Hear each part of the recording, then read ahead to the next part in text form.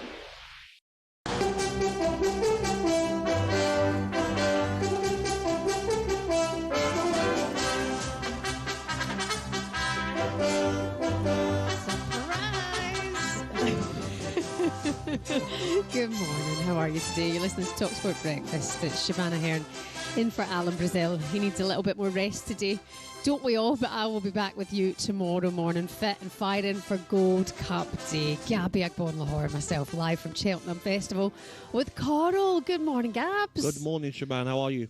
Yeah, I'm well. Couple of things we have to just lay down. Yes. No windows opening today. Oh, no. 5 o'clock, we're in the back of the car, and this one's got the windows down. Got out the shower, It's haven't I? not that warm. I'd got out the shower, I was hot. I apologise. Is your room one of the hot rooms? Because you know some in the hotel. I are- did, but the aircon was working. I woke up in the sauna. Yeah, window open, aircon on, lovely and cold. Not what you need. Lovely. No. No, you're weird. Well, You're- no, we could never be together. We could never be together. What's Jamie That's like? how we know we weren't in the same room last night. Yeah, exactly. yeah. Everyone's safe. What's Jamie like? Does he like a cold room or does he not bother? No, I'd say he's probably pretty toasty as well. Oh, he likes a hot room? I think so, yeah. I don't think he has a choice, does he? Yeah, no, to be fair. 1-0 me. And it's 1-0 Cheltenham to Alan Brazil from day one. He's needing a little bit more rest, Yes. we've been told this morning. So he's taking that time to recuperate. I think he's back here later on today. And hopefully we'll see him for Gold Cup tomorrow. Yes, lovely. Good It's a news. lot of walking around, isn't it, Gabs? Yeah, it is, yeah. And, you know, I'm sure a lot of people come here and say when they get home finally they're a bit tired. Yeah. But it's good fun for everyone. I'm sure everyone's looking forward to the racing today. I've got my trainers in my bag. Have you? 4 o'clock yesterday, I was like, I'm done. Heels off. Heels off, Into the trainers. on. I Why can't. not? My feet are battered. Yeah. I don't know he's walking heels. I don't know why we even bother. Yes. It's probably to please men, Yes. but I don't know why we do that either. Did you have any winners yesterday? What did I have again now? Me and my girlfriend, she literally wanted to pick some names. Is that kind of better? So I was just like, I was reading some of them off, and I was like, the ones around 10 to 1, choose a name. Chose one. Can't remember what it was, but she won. Oh, I great. think it was a 10 to 1. Okay. We had a fiver on it and won that one. But that's it, really. What about you? Not a dime. No luck, no. Not a dime yesterday. I just wasn't at the races. Just wasn't Alice. As they say, it wasn't happening for me yesterday today. Good day for the Irish, though. Yeah, no, brilliant day. They're now Yes. leading the way. 8-6. 8-6. There you go. I'm surprised you're not claiming Irish this morning, I Gabs. know. You know what? As you That's know. close. Bit of Scottish in me, haven't I? So, you know, not far off, Shaban. Marlborough was the latest favourite to come up short in the champion chase as Paul Townsend on Elite Tom stormed to victory on day 2. At the Cheltenham Festival, it was Simon Clare from Quarrel was here yesterday, and he was saying to me, Elite Toms. I'd circled it in the book that he gave me, and there was a couple of Irish guys near us where we were in the Guinness tent, and he said, can I borrow your book for a wee moment? And he said, what's this about? And I said, I was told Illitated Tomps is, put a wee cheeky one on that. And he didn't. He came back up to me later. And I said, trust me. No, trust Simon Clay, knows his Trust stuff. her, Simon. And it's not just the racing taking the headlines this morning, as the English teams were humbled on the European circuit last night. Now ball over the top, Donnarumma races out, Valverde is past it. And puts it in. Good ball inside the penalty area. And Donnarumma is beaten again. Chipped in. Valverde trying to help it on. There is his hat-trick. And Manchester City have a mountain to climb already on the verge of elimination. They've been taught a lesson tonight, Manchester City. Real Madrid 3, Manchester City 0. And they could see it get even worse here. Mayulu at the back post. Kvaratskhelia! It's fine! Chelsea had capitulated right at the end. They fall apart in Paris. Paris Saint-Germain 5, Chelsea 2. Goes down, referee points to the spot. Penalty for Arsenal. Brilliant play from Madueke. Kai Havertz to level things up, and he does. Arsenal managed to come away from the Bay Arena with the score level. Leverkusen 1, Arsenal 1.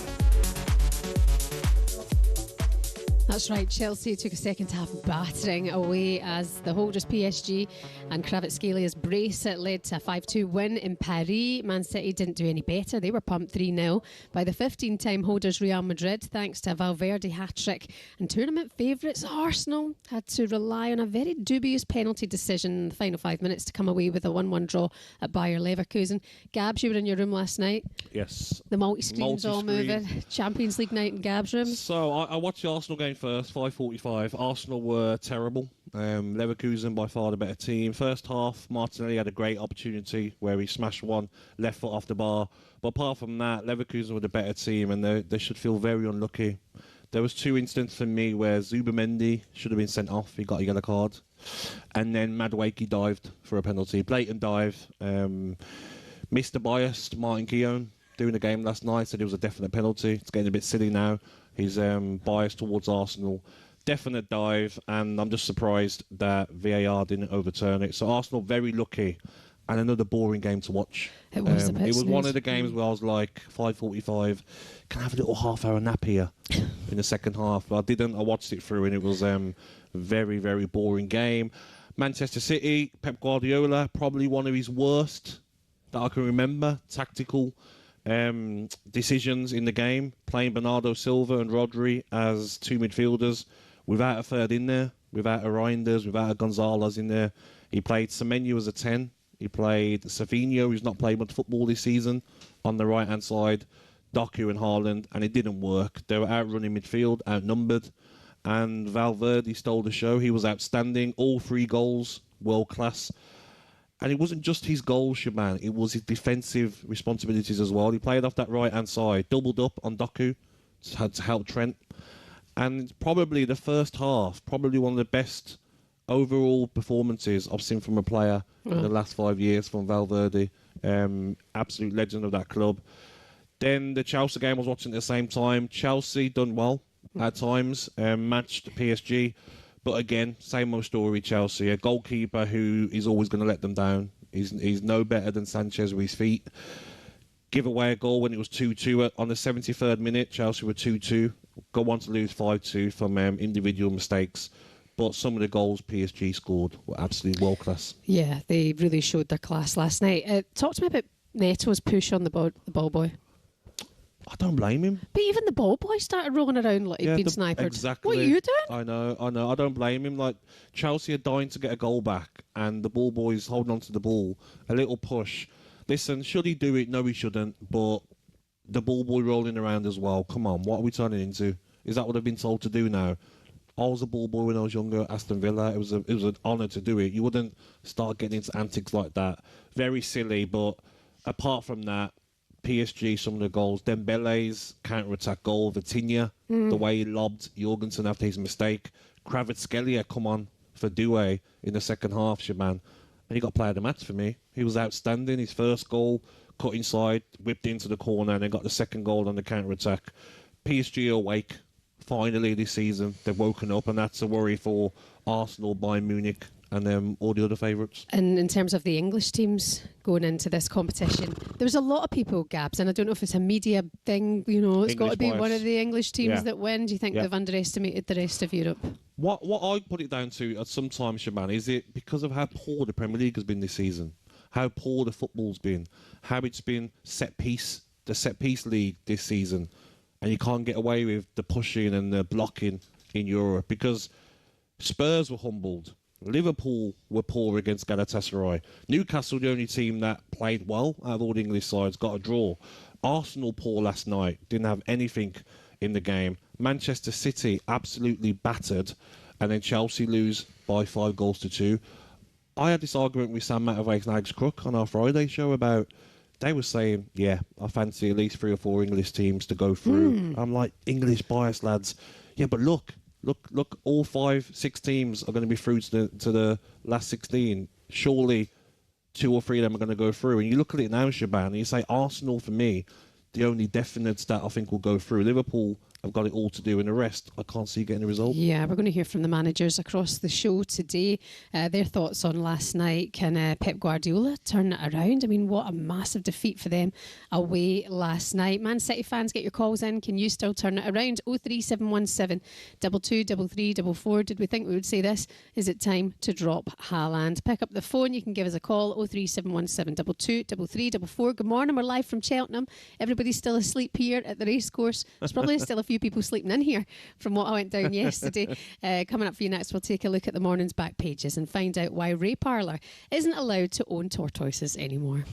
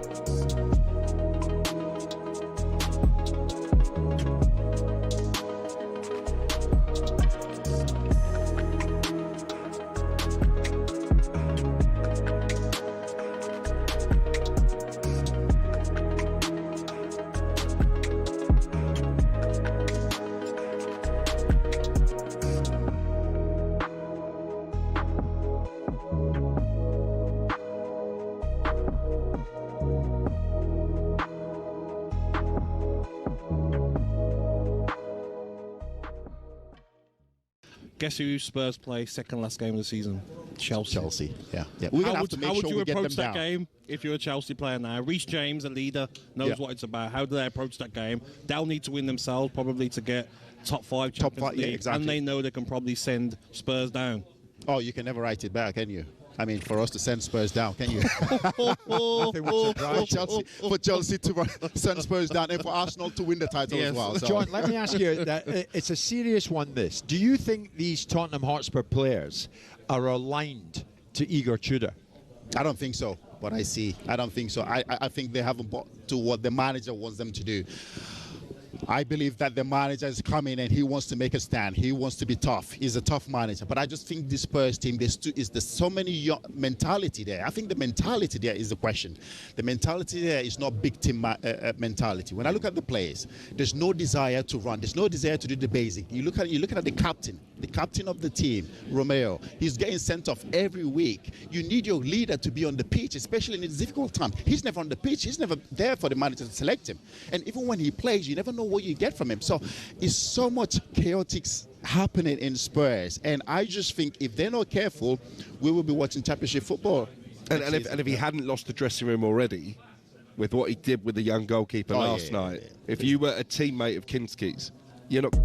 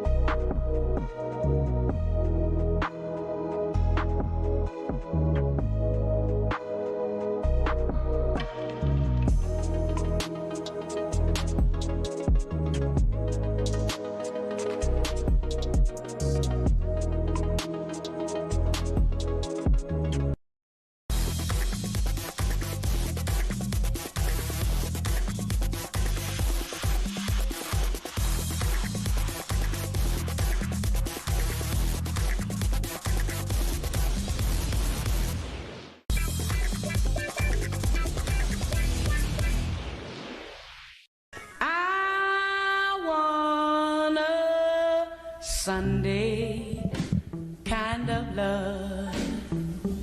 Ooh. A love to last past Saturday night. Oh my God. This is like after dinner, romantic dinner vibes. You're having a few drinks. On the spicy marks. In the 70s, Shaban. Yeah, dancing in the kitchen. Sunday kind That's what Alan is this morning. Yeah. Dancing around the kitchen with Jill. He wishes. Good morning. You're listening to TalkSPORT Breakfast with Arnold Clark's rewards event. Save up to £500 on thousands of cards. It is Shaban in for Alan this morning. Once the game, he's going to be back for Gold Cup Day tomorrow. We promise you that. Gabby Agbonlahor is here. A little bit of Etta James. Why are we playing it? Well, yesterday things took a turn. Oh. Gabs, I don't think you've heard this. I haven't, no. It was a weird moment when Arsenal Invincible Ray Parlour told us exactly what his Sundays used to look like for his childhood pet tortoise. I had a tortoise. Well, I had a tortoise growing up, yeah. How old did it live to? It hibernated, well, obviously they go into hibernation, didn't they, in a box with all the hay around it, and it woke up, and it's too early to go put it in the garden, so we had it around our little like annex at the back. And one day my mum was doing dinner, and she'd give it a roast dinner, the tortoise. And the tortoise was loving it, by the way. He was like, I was only a young kid.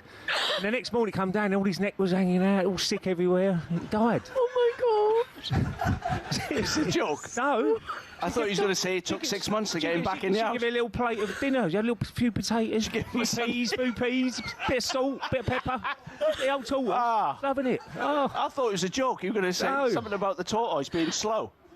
Oh my God. We died. My mum was she felt so guilty. Horrific. She should. Do you know what, Mum, Shaban? I said, Mum, your cooking ain't that bad, is it?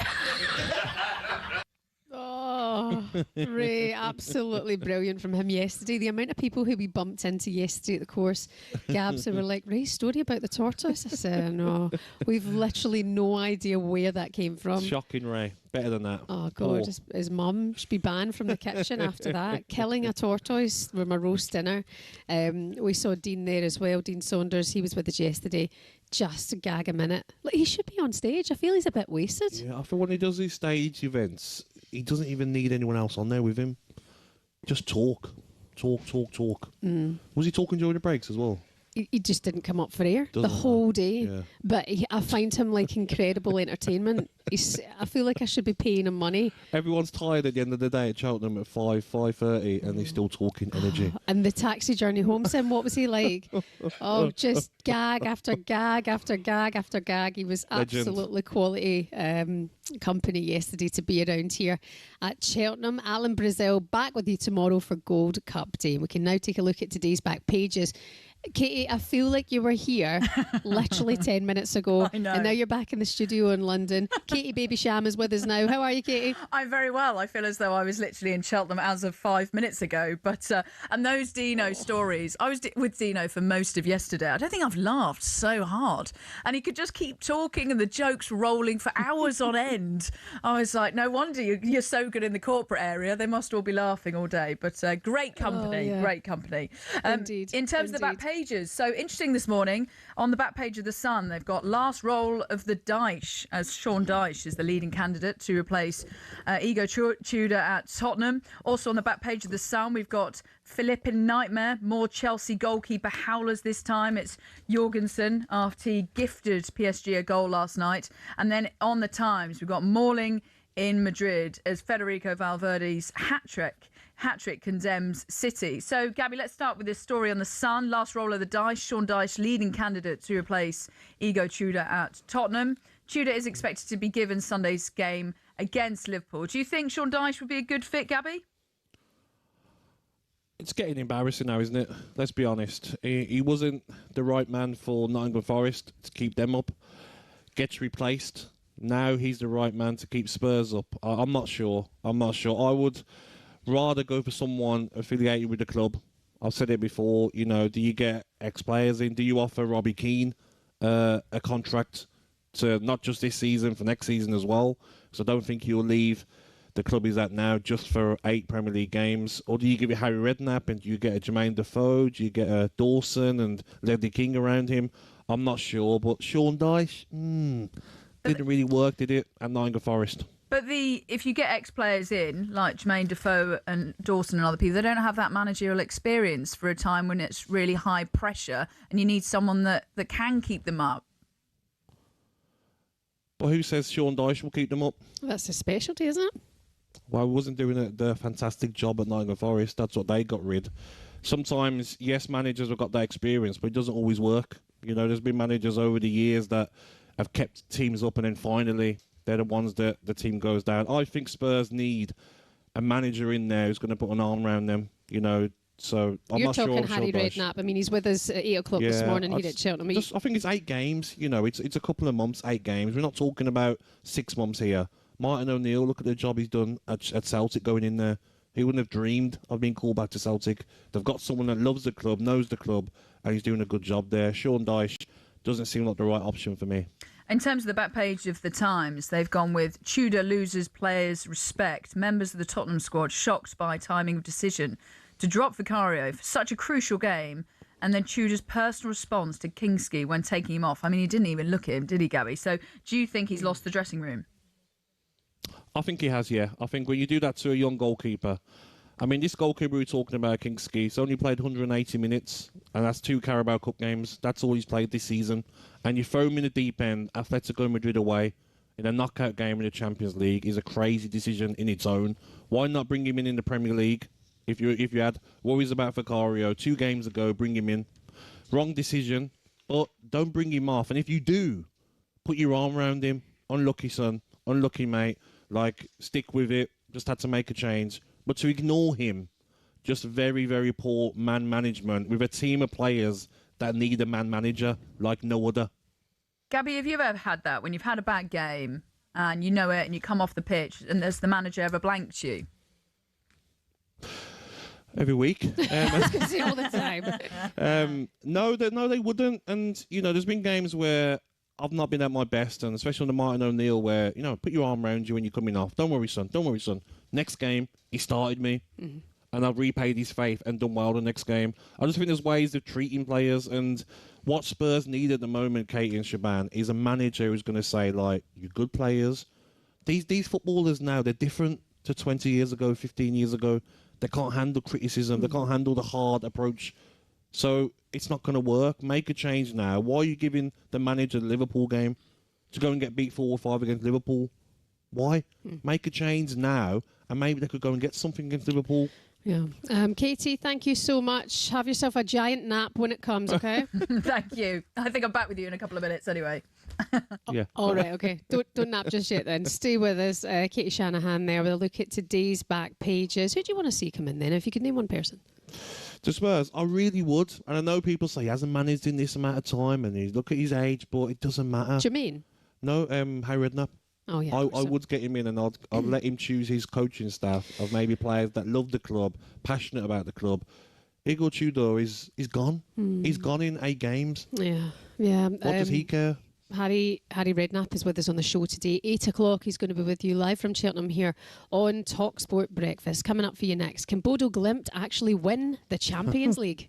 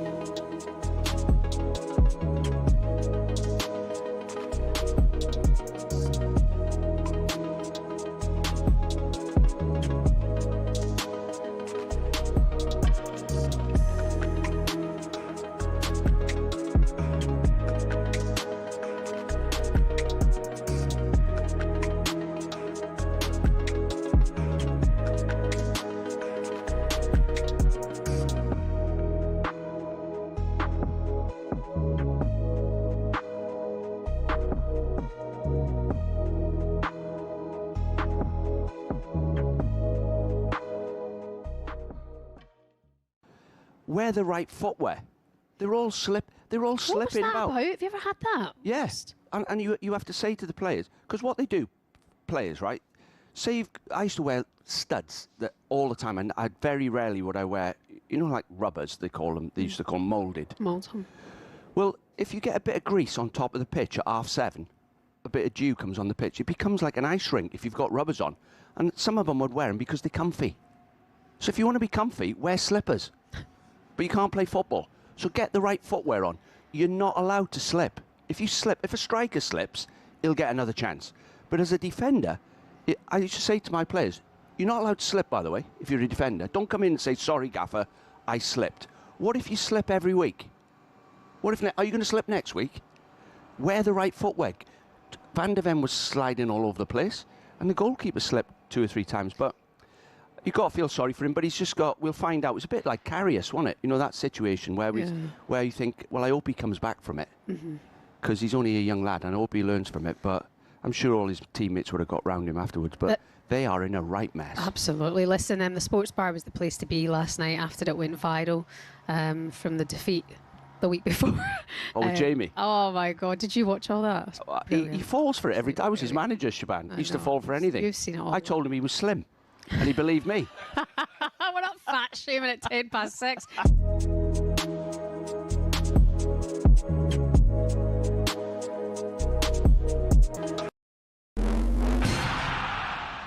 Ever fancied having a beer in the stands while watching your team at the Emirates, or at Anfield, or at Stamford Bridge?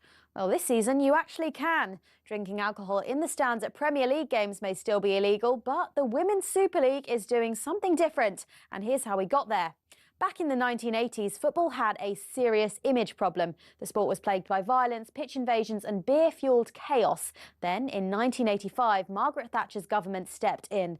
They introduced the Sporting Events Control of Alcohol Act, banning alcohol in view of the pitch across England and Wales.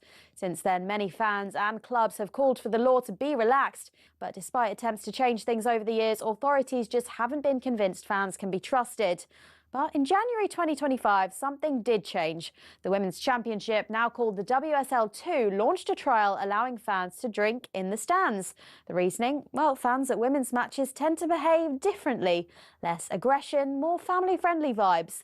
As a result, select WSL and WSL2 stadiums are now allowing fans to drink alcohol in view of the pitch.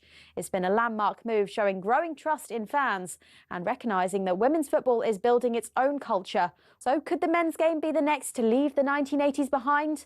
Well, maybe, if fans can prove they can handle a pint without pitching it at someone. Yeah, don't hold your breath. Until then, it's Bovril all around. Cheers to that.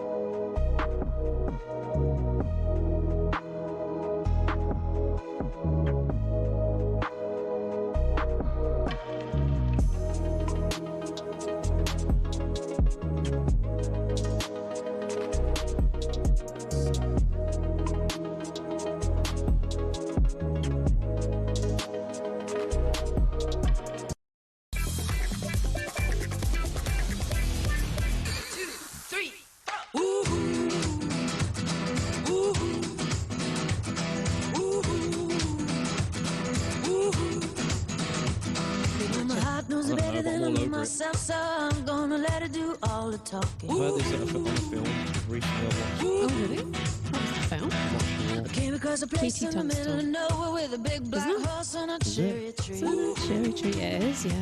All over it, Jermain. The music this morning, top. We're related somehow, I'm sure. Good when morning. Eddie's a DJ, and it's good. You listen to talkSPORT Breakfast. It's Shaban and for Alan Brazil. He's going to be back with you tomorrow for Gold Cup Day. Gabby Agbonlahor. We're live from Cheltenham Festival with Coral. If you're coming up here today, you're going to have the best time ever. Yesterday was the most glorious day Cheltenham's seen in a long, long time. The sun was out. Yes. The shades were on.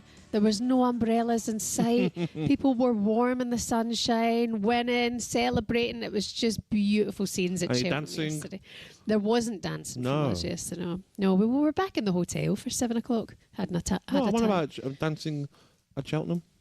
No, I didn't dance at Cheltenham. Oh, no. Well, there is the Guinness tent we were in there, but they have the live stage outside. Exactly. And to be fair, I went to the loo at one point and I thought, oh yeah, it's happening outside. I could get on. This would have been about 3 in the afternoon. Yes. Feels like it should be midnight. That's late for a lot of people. When the tunes are going like that. We're building up to the World Cup, of course, as well this summer, and the latest episode of How to Win the World Cup is live for you now.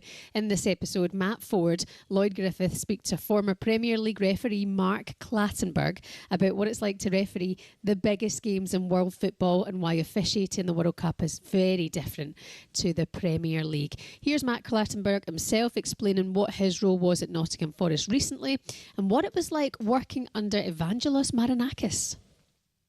You were a refereeing consultant at the world's greatest football club, Nottingham Forest. I knew Mr. Marinakis from my Greek days. When I was there, I was more helping him because I knew his Greek mentality and I knew the English mentality. But in the end, I never had any really dialogue with the referees. I think it was more advising the owners what was happening, maybe decisions, because some decisions they were going crazy with at the end of the game. And then I would be like, well, no, that's right. So there wouldn't be, putting letters into the PGM well. They weren't complaining as much to the PGM well when I was there because I would give them a balance and understanding of what a Premier League referee was doing, and he accepted some of my advices, and that was a good relationship that we had. I don't think everybody thought I was involved in the refereeing.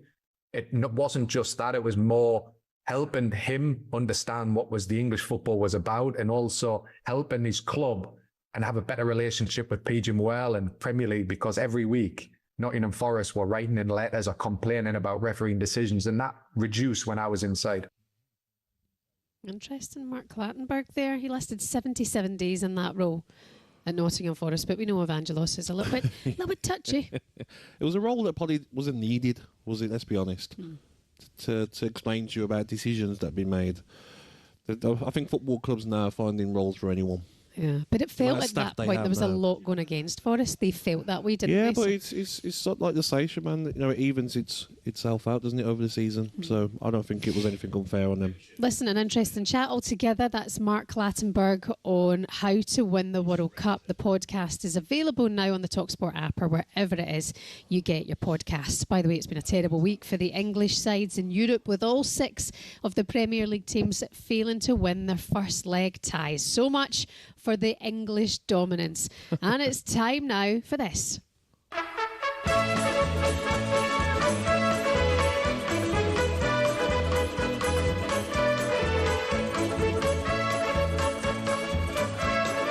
How are we, chaps? Well?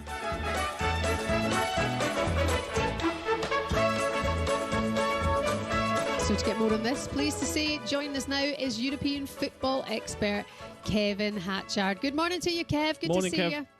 Morning, guys. How are we? Great. Still not won any money, but other than that, Kev, we're absolutely great.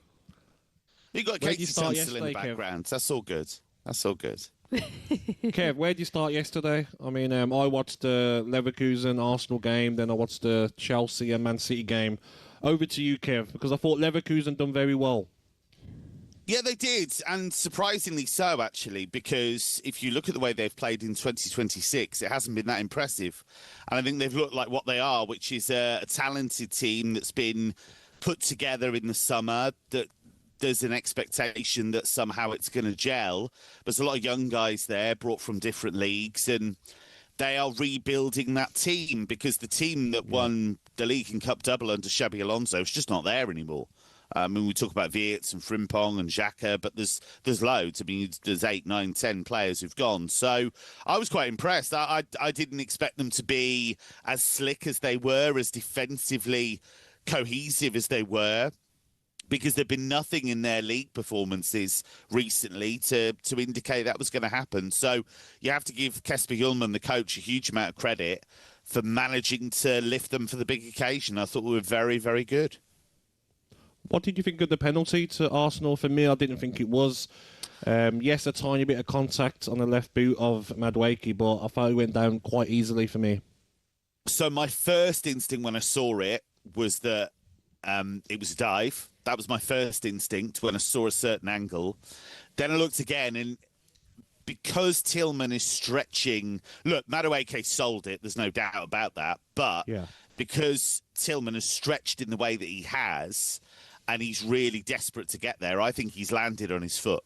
Now, there's an argument to say, should that even be a penalty? But I think as soon as he feels that contact, he starts going. So I can see why Leverkusen would be very sore about it, but there is contact. And I think Tillman, when he looks back at that, will be disappointed he dived in the way that he did, because he didn't need to. It was that kind of classic forward or attacking midfielder's desperate lunge. It's like, go away, let us defend. You don't need to be here. So, yeah, I can see why it was given, but I can also see why people looked at it and thought initially it was a dive. Kevin, we'll come on to Man City to finish, but the PSG game, I thought Chelsea done quite well at times.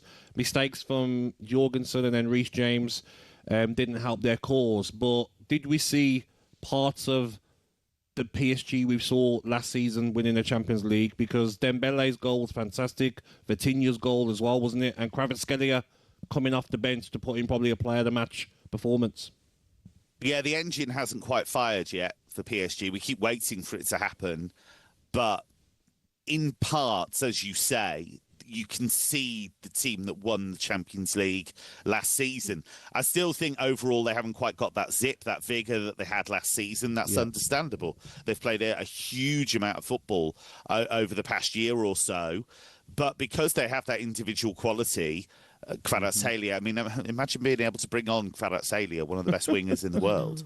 Dembele's goal was fantastic, but they don't all look fully fit to me. Dembele's been in and out with muscle injuries.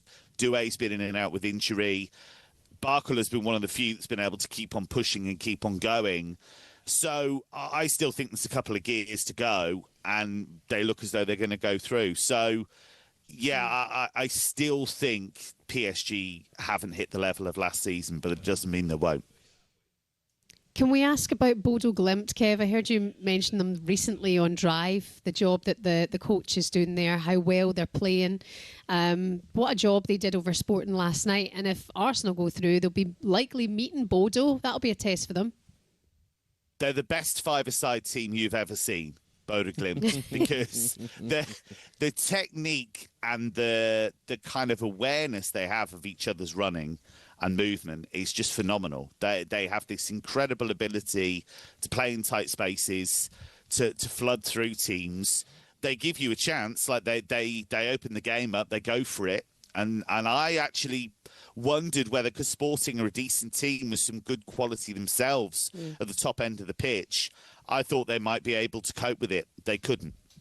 They could not deal with it at all. I mean, you're talking about the Portuguese champions. You're talking about a team that's in the mix to win the league again this season, and they folded. They couldn't deal with it. And if you look at what Kjetil Knutsen, the coach, has done, it is one of the great pieces of coaching of the 21st century, because to take a team that's never won a league title, win the league title 4 times, and then go up through the European tournaments to this level, where you're on the cusp of reaching the quarterfinals. I mean, it's just jaw-dropping. It makes no sense whatsoever. It's great. Kev, we have to finish on the Europa League tonight. Do you think the English sides can do better than the English sides done last night? Well, you'd think so. Hope so. Forest against Midtjylland is interesting because they've already played, right? And Midtjylland have won there. Yes. So that element of the fear of playing a Premier League team is not going to be there for them. They're in the mix to try and win the title in Denmark, and this is a team that's used to winning. It's a team that's got a really good reputation in terms of developing young talent. They don't have the top scorer, Francolino, so that's a blow. But they do have some talented players in there, and Forest, as we saw against Fenerbahce in that second leg, weren't quite at it, but I thought they were brilliant in the first leg. So there's going to be a bit of variance there. Forest, man for man, are obviously the better team, but I think Midtjylland have to be respected. Villa against Lille is interesting because this is not the Lille team that was beating Real Madrid, beating Atletico Madrid in the Champions League. They've lost some significant players, but they have Olivier Giroud up front, who obviously has a huge amount of experience. But it wasn't that long ago, it was only last month, that there were rumours that Bruno Genesio, the Lille coach, had offered his resignation and it got to the end of his tether. So it's not an entirely happy camp there. And I look at Palace in the Conference League, and that's a weird scenario because they've lost at home to Larnaca already. But Oliver Glasner's had a look at them. They're not even, top of their own league, Larnaca, in Cyprus. So I'd expect Palace to go through in that. And I still think Palace are, for me, the favourites to win the Conference League, as chaotic as their season has been. It's turned round slightly, hasn't it, now for Oliver Glasner? Kev Hatchard, a European football expert. Legend, Kev. Thank you so much. Cheers, guys. Take care. We'll see you again very, very soon. All the updates coming for you tonight on talkSPORT from the Europa League and beyond. Still to come for you on talkSPORT Breakfast. Superstar Breakfast preview on talkSPORT with Travis Perkins. Download the new improved app to easily manage your accounts and quotes.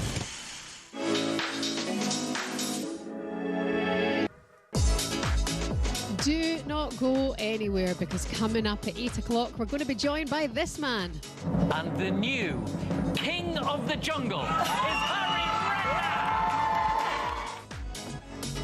Redknapp. I cried my eyes out when he won that. King of Cheltenham to King of the Jungle. We'll be joined by Harry Redknapp, getting all the inside information about his Gold Cup run. And tomorrow, of course, as well, we'll get his price for a return to Tottenham. That's the chat that everyone's having. Harry Redknapp to Spurs. He's going to be with us here on talkSPORT Breakfast, live from Cheltenham. That was our breakfast preview with Travis Perkins.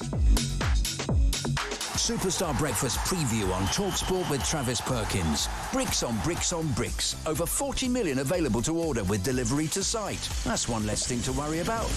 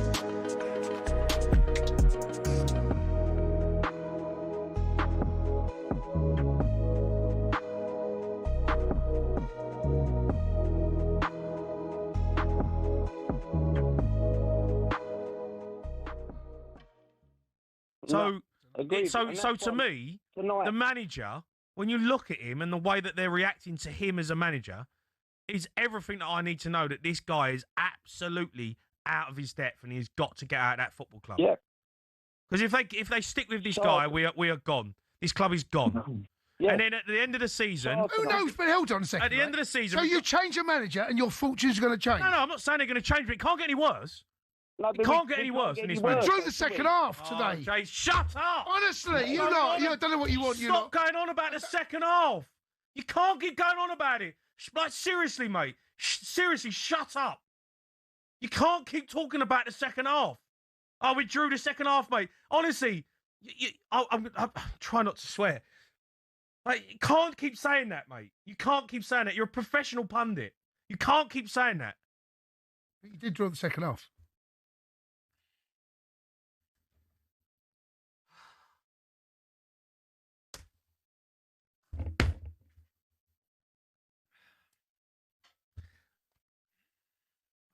Mate, I'm trying to be professional here. I'm not going to. I'm going to swear. I'm going to swear. Go to a break. You've done it again, haven't you? You've done it again. You've walked. Jay? He's walked out again. I mean, factually, they drew the second half.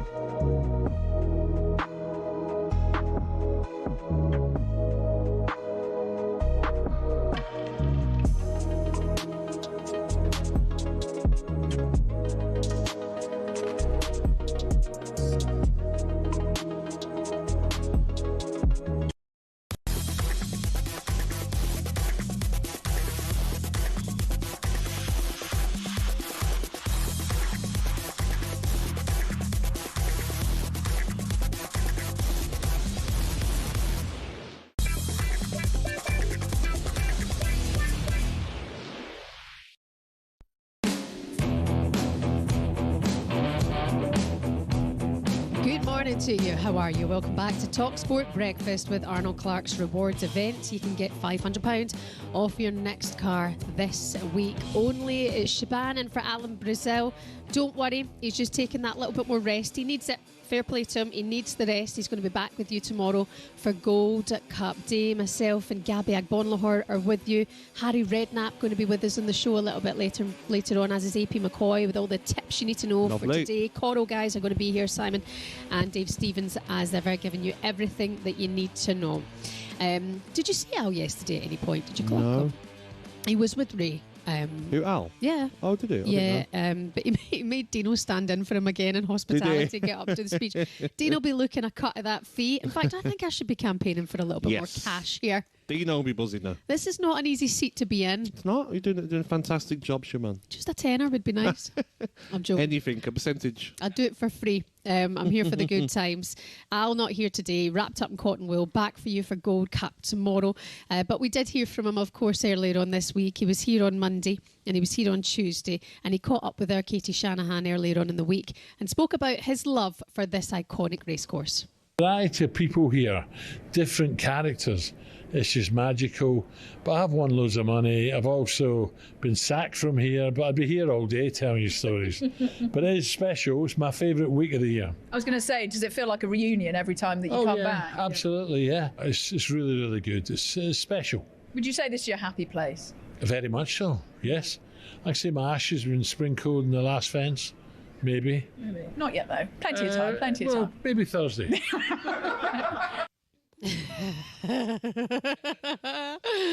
Maybe that's what he is now. Alan Brazil, back with you for Gold Cup Day. And by the way, I take my hat off to him because it's tough work. We were saying it's hard getting up at this time of the morning.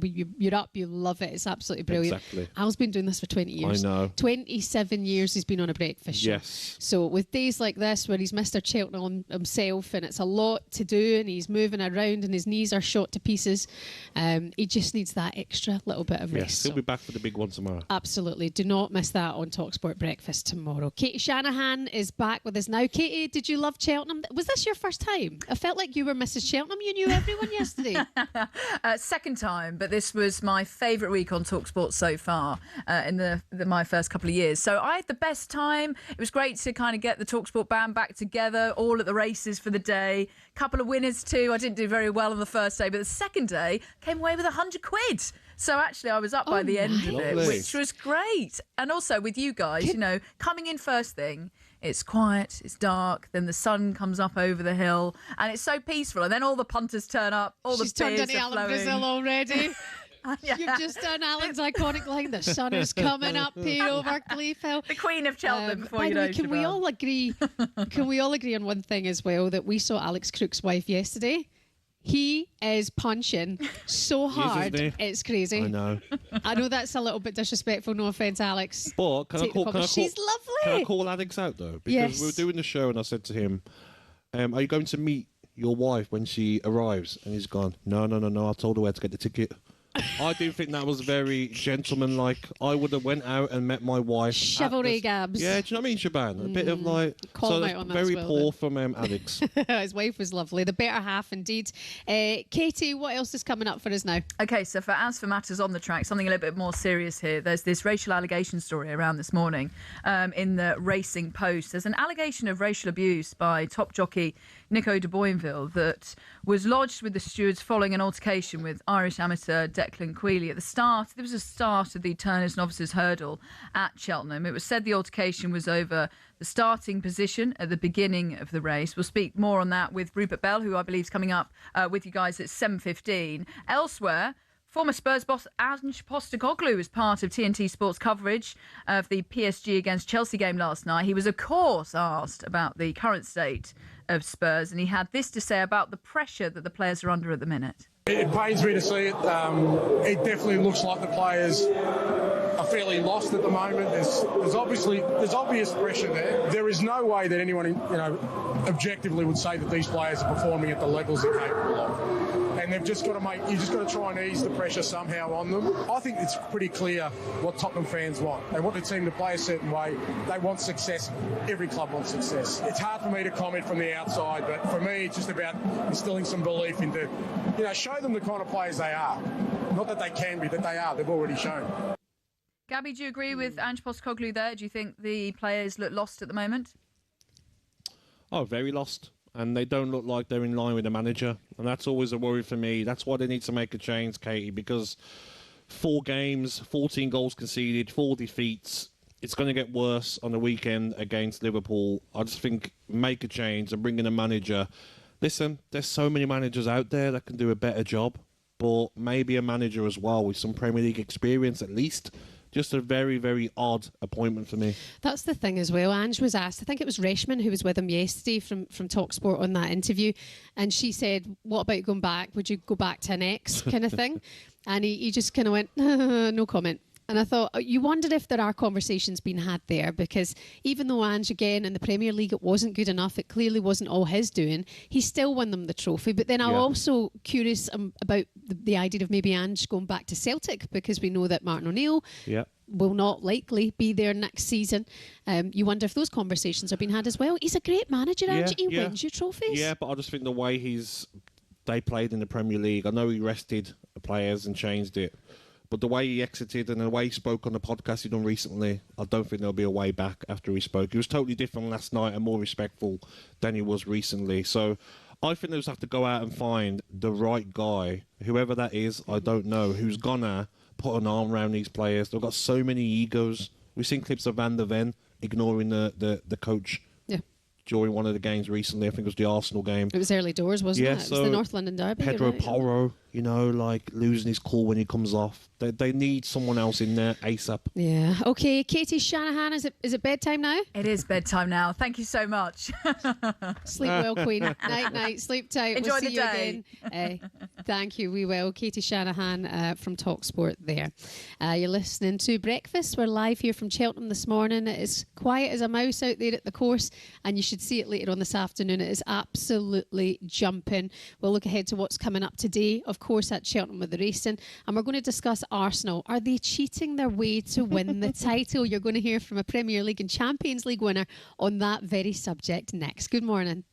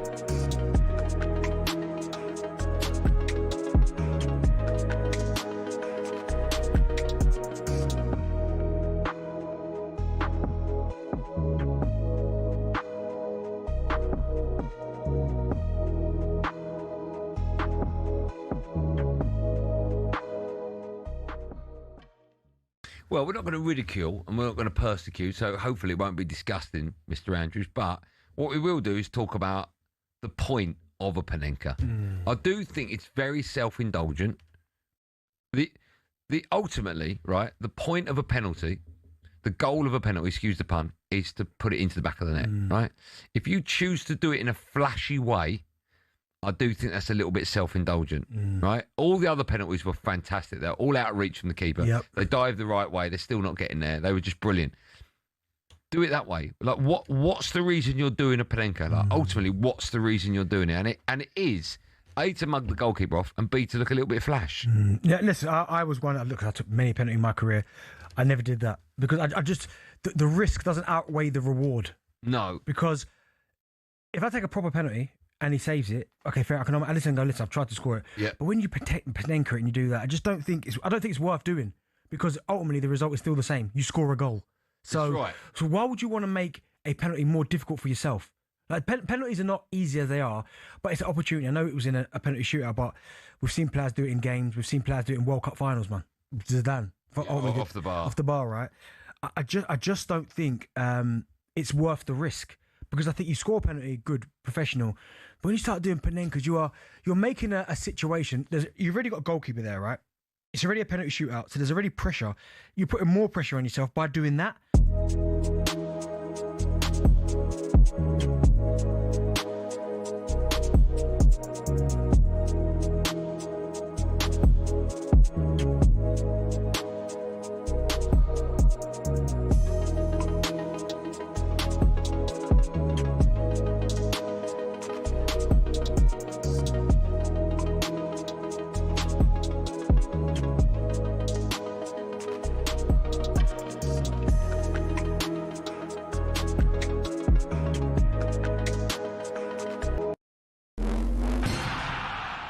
Would you give up the chance to play for your country, to become a global star of your sport and earn big money doing it?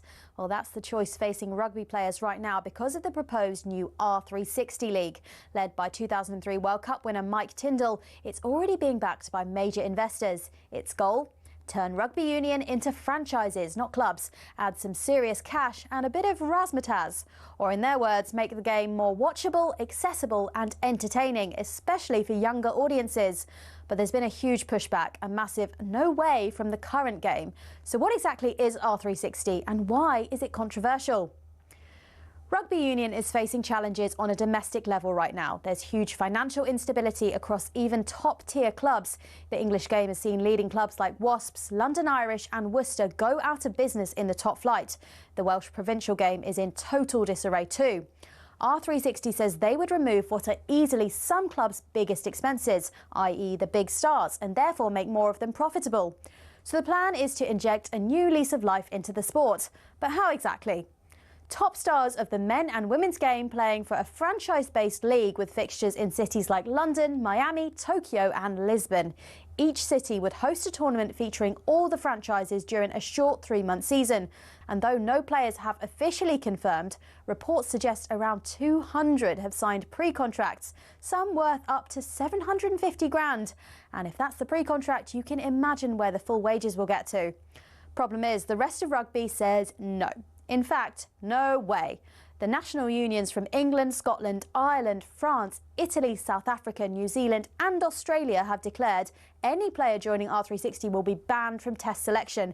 World Rugby's also not approved the league. Many fear it echoes football's failed European Super League, a top-down, money-driven idea that could damage the sport's traditions. So is it dead already? Well, Rugby Union is at a crossroads. Some may be against it, but we know others are being swayed by the cash. So will everything work itself out? Or after the European Super League and Live Golf, have we got sport's next big scandal on our hands?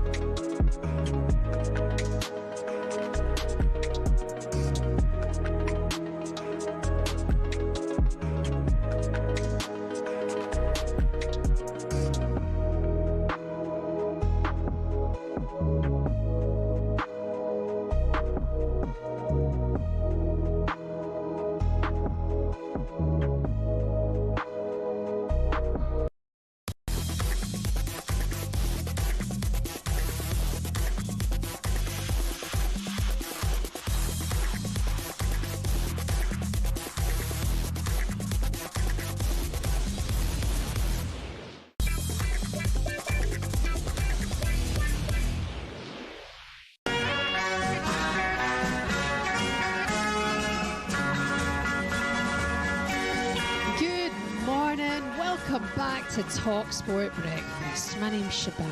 I'm sorry it's not Alan Brazil this morning. He is having another day in the paddock, resting up ahead of Gold Cup Day tomorrow. Do you want to put the mask on? No, I do not. No. We've got lots of these Alan Brazil masks, by the way, at Cheltenham. You can get them from the talkSPORT Battle Bus if you want to put some on your wall. Good to know. Yeah, do you know, I'm going to hand these out today because people love a bit of Alan Brazil at Cheltenham. He's going to be back for you tomorrow for Gold Cup Day. Gabby is here. We're here with Coral, as ever. Gabs, you having fun? It's not the same without Al, though, is it? No, of course, but you're sharp. You're amazing Shut yourself, up. Shaban. You know you are. Get in the bed and stop lying to yourself. You know you're great. I'm just thinking. You're great. You're great. I need a wee cut of the cash, though. Yes. I need the moolah. You need a percentage. Yes. Good luck with that, by the way. He's 27 years in. I'm still miles off it. I did get a present on his 25th anniversary, did he? He didn't get a present? I got him a cake. I got my bottle of Whispering Angel. Yeah, and he was very happy with the little cake I got him. Somebody told us a story yesterday about Alan at Cheltenham a number of years ago. And I want to say, did he order 23 bottles of Whispering Angel? Wouldn't surprise me. Yeah. Sounds about right. Yeah, 23 bottles of it. For himself. Must have cost an absolute fortune. Anyway, back with you for Gold Cup Day tomorrow. Coming up for you in the show, we're going to be touching base with our resident Posh Sports correspondent and commentator for this week's racing in today's brilliant instalment of Curse of the Racing Commentator. Rupert Botox Bell is coming up shortly. I've never felt so seen. You know, when you can sit and relate to someone in sport about Botox. He's looking very, very, very tired, Rupert. Yeah. I don't know why. I'm not gonna. I think he looks great. Not outside, he doesn't. Oh, he's out there now. Yeah, I've seen him. He's not looking very lively. Would you just consider a wee millimetre of Botox? I think more than a millimetre. You'd break the needle with that no, that's what I mean. Yeah. I need a lot. Yeah, but not for me. I'm old school, Shaban. Yeah, you're mad. Leave that to the other presenters on talkSPORT. Real male mad. presenters. They know who they are. We'll be joined by Tottenham's potential saviour, Harry Redknapp. Andy Jacobs? No. Oh, Andy Goldstein? I didn't say that. No, I didn't say that, Shaban. You just... No, I didn't. He said Andy. No, I did not. He gets salmon sperm, not Botox. I didn't say Very anyone's different. name. Sorry, you must be hearing things. Okay, fine. It's a very different thing, though. We're going to be joined by Tottenham's potential saviour. Jamie doesn't get it. I didn't say that. I didn't say that. He doesn't. His forehead's... Who? Jamie needs Botox. I didn't say that. Sometimes I just You're hearing scrutinise things, people's Shaban. work. Jamie needs a wee... You're hearing things, mate. I didn't say anything. Right, anyway, Harry Redknapp with us at Cheltenham a little bit later on. You're going to say another name then? No. Right, Parlour. We'll be joined by one of Simon. Cheltenham's finest, a jockey who's won 31 festival races, Sir A.P. McCoy, with us a little bit later on. But now, Arsenal kept their quadruple charge on course with a late spot kick equaliser against Bayer Leverkusen last night. Arsenal boss Mikel Arteta said after the game that result shows just how hard the Champions League is. Yeah, and how difficult it is to win against any opponent in the competition, and especially away from home. And there is a big factor there. Probably then you realize what we've done to win 8 in a row in this competition, because it's so tough that nobody did it before. So, fully aware of that. We need the importance of the game and the difficulty of the opponent, and now we need to finish it in London.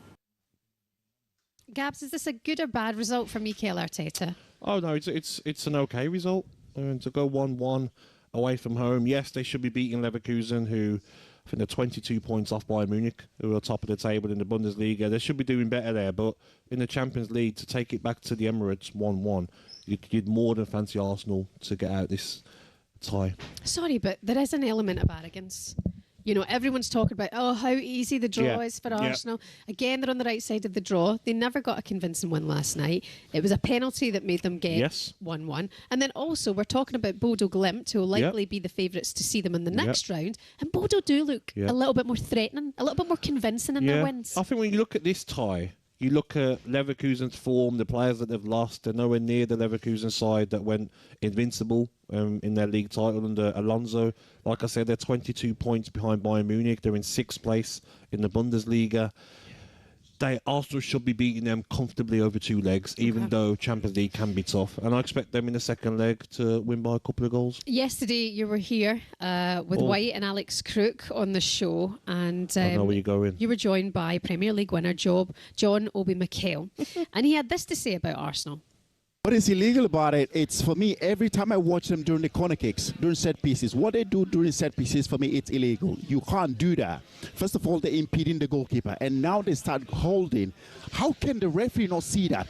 Even if the ball goes in, how can the VAR not see that? And for me, the PGMOL, they need to come out, and they need to, straight away, they need to stop this, because if they don't stop this, the whole bunch of teams are going to start doing it. And for me, that's illegal. So that is what I mean, that Arsenal are trying to cheat their way to winning the Premier League. They're trying to cheat their way to winning the Premier League. But this kind of stuff at corner kicks has been going on for years, John. Not the size that I'm seeing right now. It's week in, week out. You look at Gabriel, you look at Saliba, you look at Declan Rice. They are physically manhandling players. They're holding players. You can't do that. That is penalty. It doesn't matter how much you look at it. The VAR can see that. Strong stuff there from John Obi Mikel with you yesterday, Gabs, on White and Crook. He's off the Christmas card list now of Mikel Arteta. He's not a fan. I know, keen to get the thoughts of this man on that Arsenal perspective. Very good morning to former Arsenal midfielder Adrian Clark. Good morning, Adrian. Good morning, Adrian. Morning, Shaban. Morning, Gabby. What's he on about? Come on, this is. I mean, he'd had a few of those whispering angels that Alan had bought, hadn't he? I mean, come on. He's been hanging about with Rory Jennings. Adrian, he's taking Arsenal to court, I think, for their illegal goals. Illegal? I mean, honestly, are Arsenal the only team that are guilty of this? To be perfectly honest, if all of this was outlawed, where there's no grappling at all, the biggest beneficiaries of all would be Arsenal, because they're the victims of it more than they are the perpetrators, that is for sure. But last night, Kai Havertz got booked for being held on the goal line himself. It happens inside the box for every corner, for every team. It's absolute nonsense. What John Obi Mikel is coming out with there. I'm sorry. What do you make of last night, Adrian? Because it did quite amuse me, because I saw the social media of Leverkusen before the game saying no corners allowed, and then they go and score off a corner. It did tickle me when they scored. Yeah, it didn't tickle me as much, Gabby, but it was, I'm hearing you. And actually, if you look back at that corner, they out-Arsenaled Arsenal. They sort of did that far post routine where everyone sort of comes towards the middle. And then they used a blocker, and Ebrich Yeza basically was trying to mark the guy that scored and got completely blocked and held up. But it's one of those where you can't really cry wolf if you're Arsenal, because it's something that they do really well. So it was just a clever corner from Leverkusen. But in general, I didn't think Arsenal played very well. I thought it was a little bit of a low-key performance, low tempo. And as you just said, given the performance, it's a great result, because, the tie is still just about in Arsenal's favour. So they got away with one a little bit last night, I'd say. What did you make of Gyökeres' performance? I thought it was poor once again. And also Saka. When I seen Madueke coming on, I thought straight away Saka's got to go off. Dragged after 60 minutes. And for the manager to take his captain off, he must have really had a poor performance, Adrian.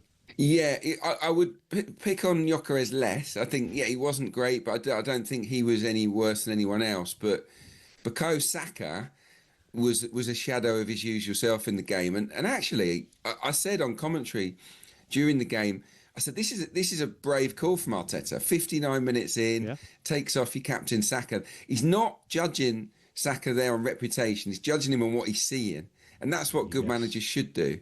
And he was in your words, Gabby, he was miles off it. He really was. And Madueke came on and definitely improved the team, gave them a lift, and obviously won the penalty as well. So it was a good managerial call. But I don't know what was up with Saka. We're all entitled to have off nights, and it was definitely an off night for him. Sorry, Shaban. I spoke to Obi Mikel last night, and he said he fainted when the penalty was given. What did you think of the penalty, Madueke, Adrian? It's embarrassing. Even on the news, they're saying, did Arsenal cheat their way to a draw? I can't believe this. Look, when I first saw it, right, I thought, this one might get overturned, okay? But then you've got to use your eyes and look at it. And as you look at it, he does great. He ducks in between the two. And as you look at it, the guy who's sliding in, his rib cage or his side lands on Madueke's foot, and then he tries to get his foot out of it, and that's where he sort of then launches into a little bit of a tumble. But it was definitely a penalty. There's no doubt about it. Sure was a penalty. Adrian Clark, a former Arsenal midfielder. Thank you so much. Top man. Thanks, guys. Have a great day. All right, see ya. Take care of yourselves. See you again very, very soon. talkSPORT 2, your home of the AFL. By the way, you can get the latest over there on talkSPORT 2. Charlton last night got a win, a very surprising win. We've got live and exclusive commentary of their next game against Bristol City this Saturday lunchtime over on talkSPORT 2. Coming up for you, we'll get more on those allegations of abuse aimed at one of the amateur jockeys yesterday. We're live from Cheltenham. It's talkSPORT Breakfast. Good morning.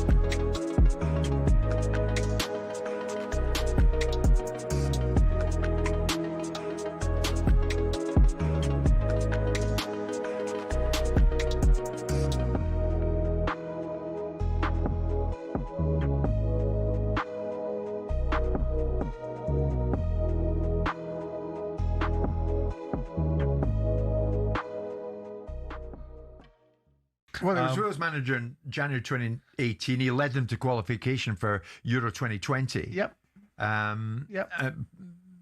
You know, at the end of the day, he has one hell of a lot of football know-how. Sure. Yeah, certainly as a player, and given the fact that he's done okay with Wales, you know, if we're talking about another international job, he's burnt his bridges with the Welsh FA. I suspect that circumstance, whether right or wrong, that ship has probably sailed, and Craig Bellamy's doing a decent job, however long Craig stays there for, and maybe Pasha Janu awaits him. I mean, I met Ryan Giggs years ago, didn't particularly warm to him, but that's not a benchmark for necessarily determining whether he should be a football manager or not. Clearly, he had a glittering career as a player. Clearly, he's put himself in the way of adverse publicity, one way or t'other. You know, and that comes at a price. And the price now of modern day football is that managing an elite football club, you have to present as being the perfect human being in all aspects. If you've got any skeletons in your cupboard, allegation or proven, there's a challenge for you, because the optics of how football clubs want to present themselves around the world will be challenged by someone that has had their reputation besmirched. Some of it legitimately, these two instances not legitimately, in terms of the fact that the cases have never proceeded and he's never been found guilty of anything. That's right. The question for Ryan is... So should he be unemployable in perpetuity? Well, I don't know. Again, I don't know how many jobs he's applied for. I don't know whether he's unemployable in perpetuity. I don't know what level he thinks he can manage at. I don't know, you know, there would be nothing stopping him from redeeming his... or finding himself... It's an interesting choice of redemption from marketing that he's alighted himself upon a campaign celebrating women. He would say, well, why wouldn't I? I've been found guilty of nothing.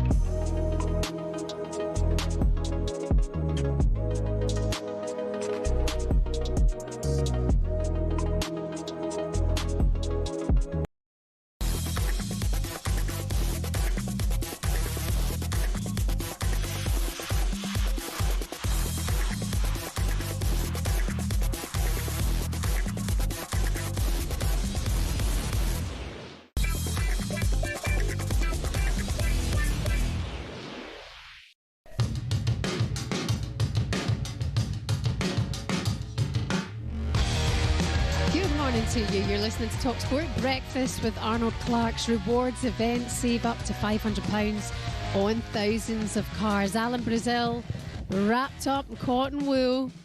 Jill's tending to him. Back with you tomorrow for Gold Cup Day. My name's Jermain Gabby Agbonlahor is here as well. It's been a bit of a struggle for Aston Villa, hasn't it, in the last couple of weeks, and ahead of a huge Europa League clash tonight against Leo.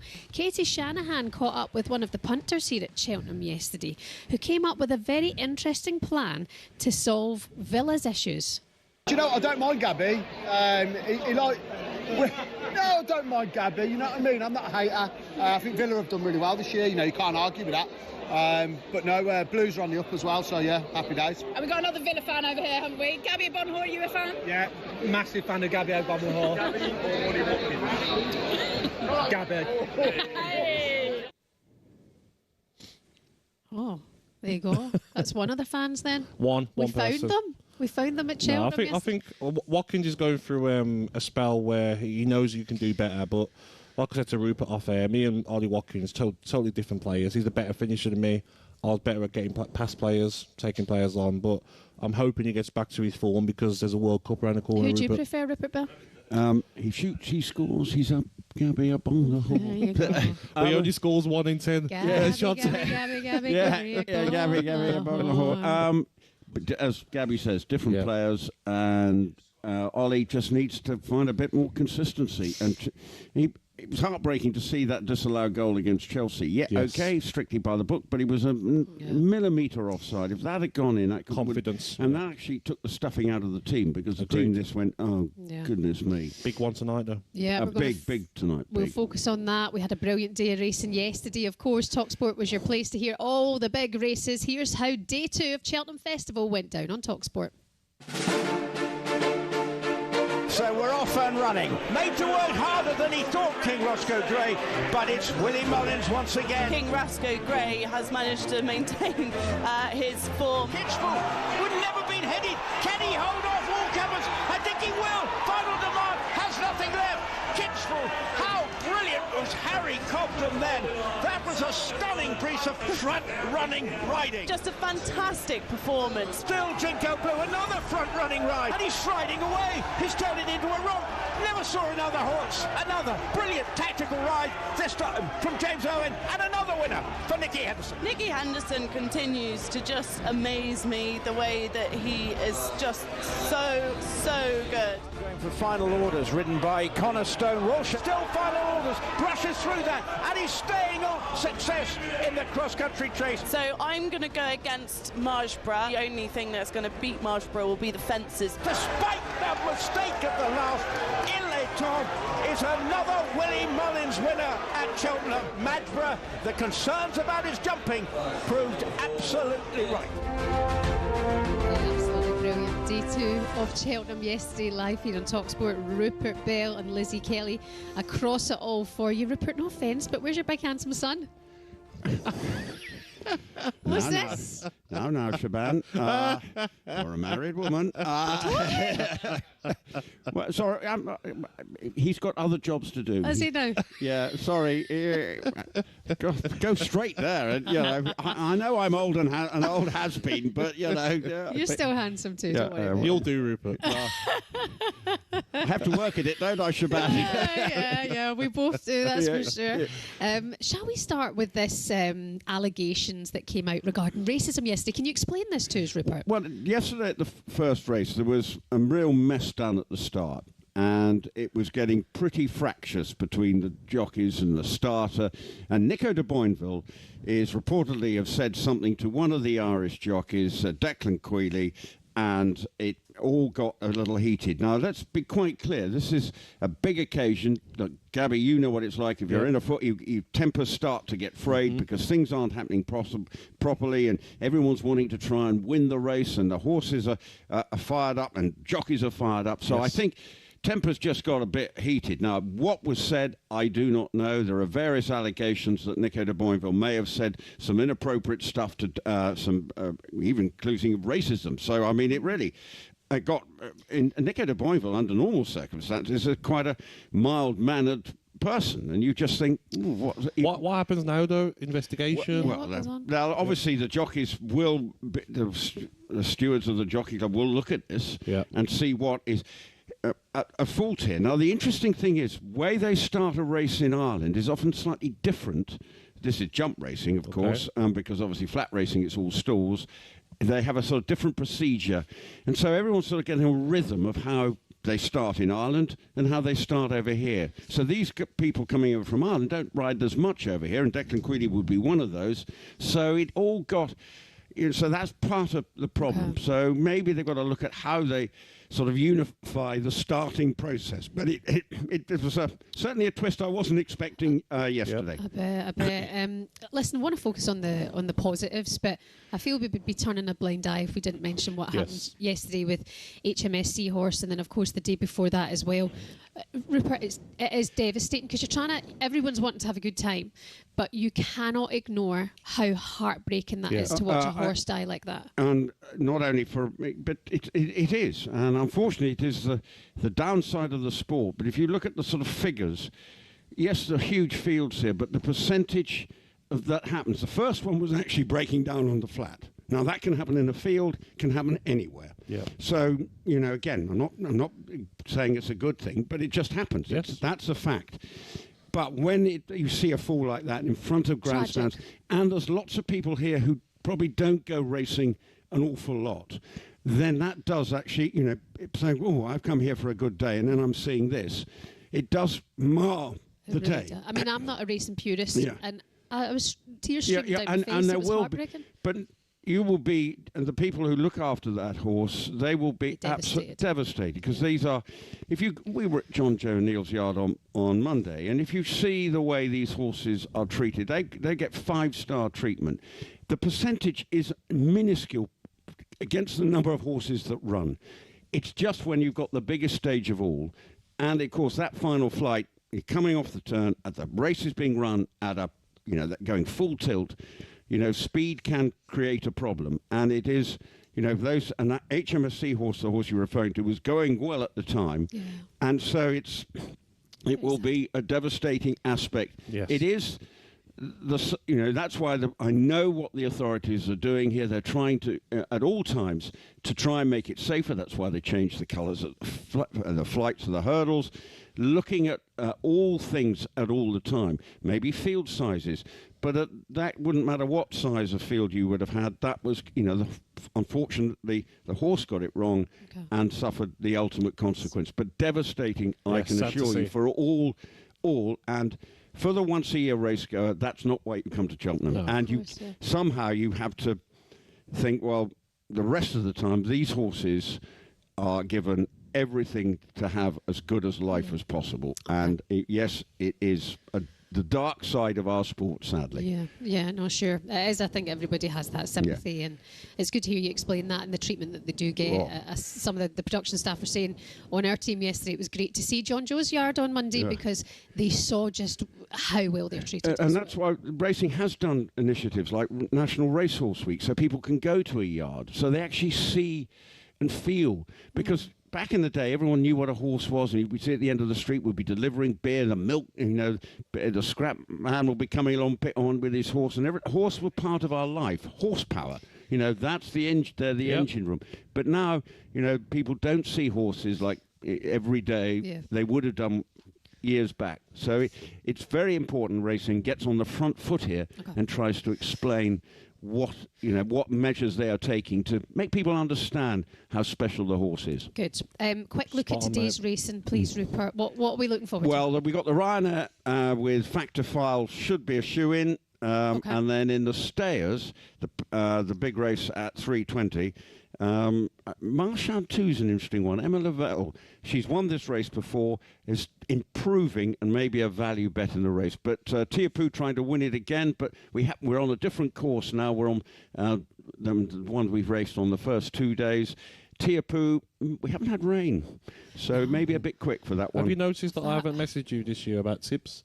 Whenever you Gabby, you've been Gabby, you're so... there I am, bigging you up. as a Villa icon, adored by thousands, in fact, tens of thousands, hundreds of thousands, and you were slagging off the fellow. I'm sorry. You said you looked tired earlier on as well. I said leave it out, Gab. But listen, if you could bring back Ollie next time, it'd be much appreciated. Rupert Bell, we'll be back with you a little bit later on. Coming up for you next time, will Manchester City's likely exit from the Champions League affect Pep Guardiola's future? Good morning.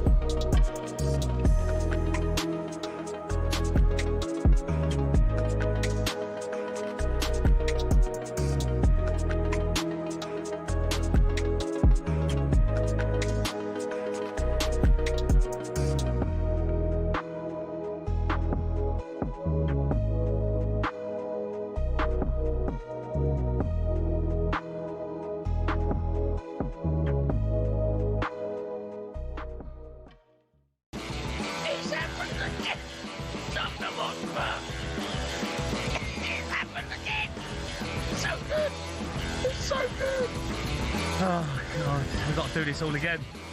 Yeah, welcome to the sports bar. I'm Jermain Defoe. I see him over there.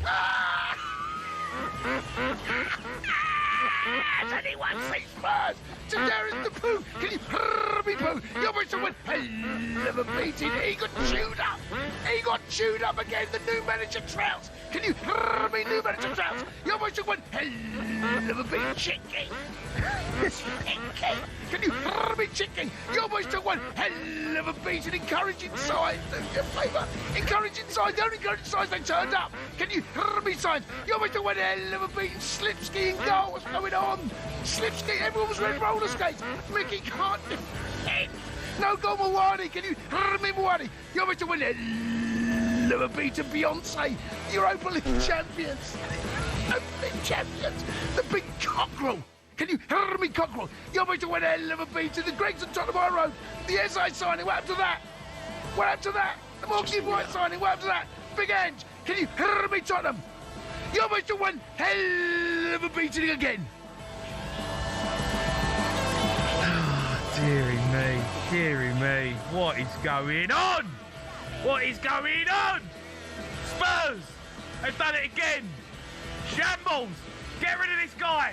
He's got to go now! Sack him! Sack him! Sack him! Sack him!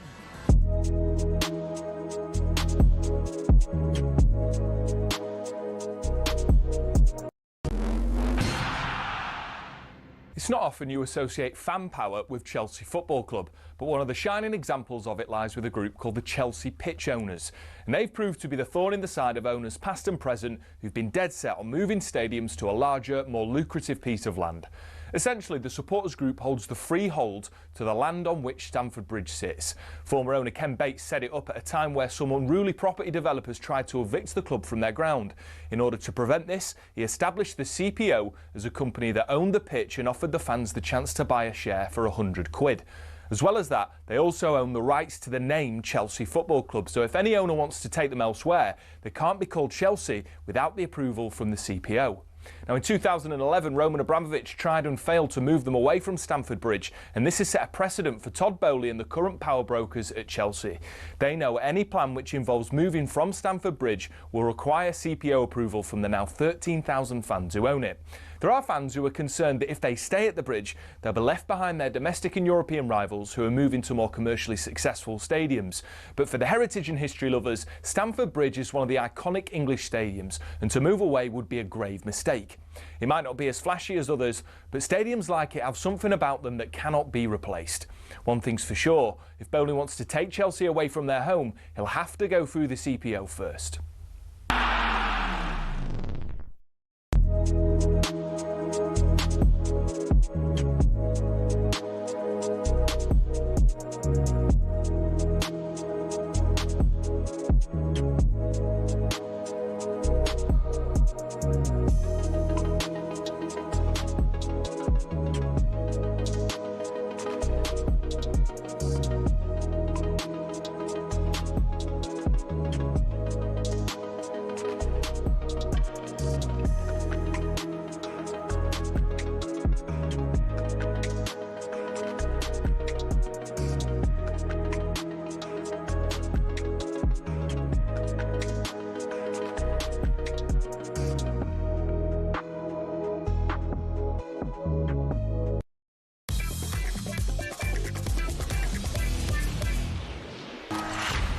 a VIP trip to the British Grand Prix on talkSPORT.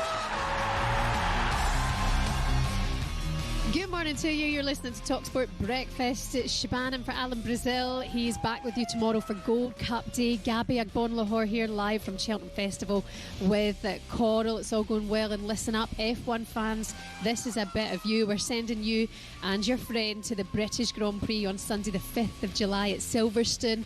Never mind the general admission, Gabs. This is high-end stuff. It's a bit of you. We're putting you right in the heart with the full racing green trackside experience.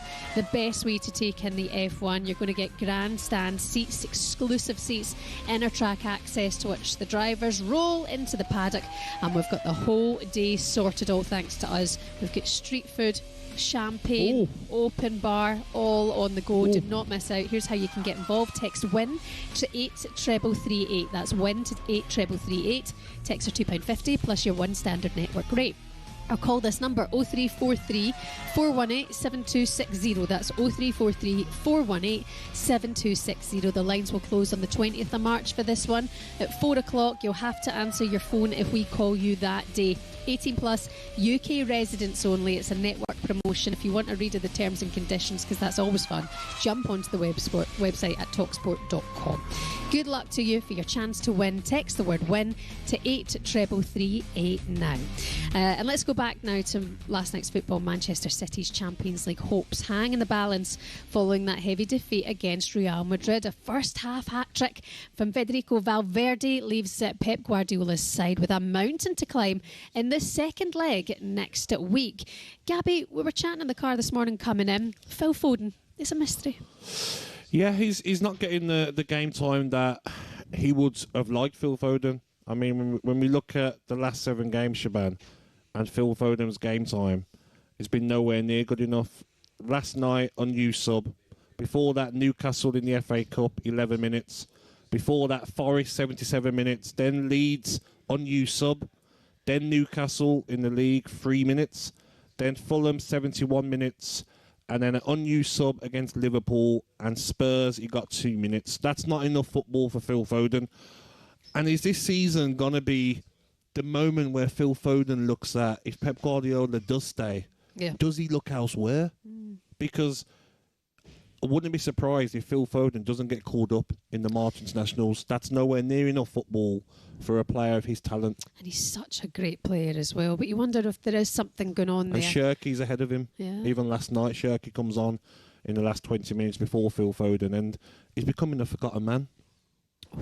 Somebody who was there last night watching the game for us on our commentary team in Madrid, former Chelsea, Benfica and West Ham defender Scott Minto is with us now. Good morning, Scott. Morning, Scott. Morning, guys. Yeah, just at Madrid airport now after a little bit of a late night, I have to be truly honest. So apologies if my eyes were a little bit blurry. Everything. It's been an amazing couple of days, I have to say, apart from the actual football. If you're an English fan, it's not been a good round, a good first leg, I have to say, for the Premier League. And there's a lot of the Premier League clubs have got a lot of catching up to do. What about O'Reilly for me yesterday, Scott? I think he had a very poor game. First goal, can't be getting beat there from a long ball from Courtois. Then the second goal, he sort of gives Valverde a bit too much time, doesn't he, to shoot with his left foot. Also, Savinho was a poor player in the match as well. But Pep Guardiola's the tactics as well, with the 2 midfielders, Bernardo Silva and Rodri, no legs in there, and maybe going a bit too attacking, Scotty? Well, I think he's been playing that the last 3 or 4 games, Gab. So, I don't necessarily have a go at him for those tactics. I think sometimes it's about the actual players. And I thought Savinho was, from the start, was non-existent. Jeremy Doku played really well first 20 minutes. And I think Real Madrid recognised that he was able to get past Trent a few times and then helped him out. And then he was quietened. Just really disappointing generally from the players' point of view. You're right to mention Nico O'Reilly, who I think is a sensational talent. He's done great ever since he's gone into the first team. I blame him for the first goal, not so much for the second. I think the touch from Valverde was almost away from goal and away from O'Reilly. And there was a little flick from Ruben Diaz, which took it away from Mark Guehi as well. But this is not a great Real Madrid side, and yet we know what Real Madrid do in the Champions League. And first 20 minutes, I thought Manchester City were the better team. Suddenly 1-0, 2-0. You're looking for a reaction, and there wasn't the reaction. And from my point of view, I heard you talking about Phil Foden. There's enough quality players there. Marmoush came on, Ryan Cherky came on, Tijani Reinders came on. I suppose it is, not looking good for Foden in that sense. But I would put it more down to the players and lack of reaction and what is, a massive cauldron of atmosphere. And it's going to be a massive uphill battle now in the second leg. I think this is why it's a Real Madrid team we can't forget. No Bellingham, no Mbappe, no Rodrigo, no Militao, no Alaba, Ceballos. They've got so many players out, and they looked like Real Madrid of old, didn't they, Scotty, last night? I just felt that watching that midfield, they really lacked an extra midfielder, mate. I know he's played that in recent weeks, but to go Doku, Savinho, Semenyo and Haaland, I felt like he looked at Real Madrid as a weak Real Madrid, and he got punished for it. Yeah, I mean, if it had gone defensive, then, would the same thing have happened? I don't know. I was disappointed with the lack of control after 1-0 and 2-0 from Manchester City, and Rodri's still getting back to his best. And so, I know exactly what you mean, but I actually felt that Real Madrid looked a better team without Kylian Mbappe. He doesn't work hard. He doesn't play as your typical number 9. He doesn't help with the press. And I thought that even though, of course, if he's fit, you always, play someone like him. He's truly world class. I thought how hard-working Real Madrid were last night, including Brahim Diaz, who came in for him. I'm not sure they would have been as hard-working and as difficult to break down. So it's one thing, we know that Real Madrid have lots of players, actually, of special moments. And boy, did we see that from Valverde. But at the same time, I thought that it negated Manchester City because they worked so hard and because the likes of Brahim Diaz was in place instead of Mbappe. Yeah. Talk to us about your Chelsea as well. I mean, I didn't feel that there was a lot of arrogance from Chelsea fans going into this game, but do you think there's been a bit of arrogance from fans of these English sides in the Champions League? Have we disregarded the power of the other European clubs? Yeah, I don't know if it's arrogance in the fans, Shaban, but I think there's definitely a sort of, from an English angle and trying to sort of say how good the Premier League is and how strong it is. And I've always said the strength in depth, I think, is stronger than anywhere else in the world. So the likes of the Europa Conference League and the Europa League, the Premier League teams should be winning those competitions. But at the very top, and I've heard Gabby saying exactly the same thing, you're coming up against top teams with top players, Real Madrid, Barcelona, PSG, and we haven't even mentioned Bayern Munich, who I fancy actually could go on and win the whole competition. Yeah. It's not been a good couple of nights for the Premier League, I think it's fair to say. And I predicted 3, maybe 4 teams going through. I think at best we're probably going to have 2 now. I've seen bits of the Chelsea game, Scott. I was watching both of them last night, and I thought Chelsea done very well at times, but the brilliance from Dembele with his counter-attack goal, also Vitinha from a mistake from Jorgensen, great little lob over the goalkeeper, and Kvaratskhelia coming off the bench. I mean, you come on and got player of the match. I think he was that good with his 2 goals.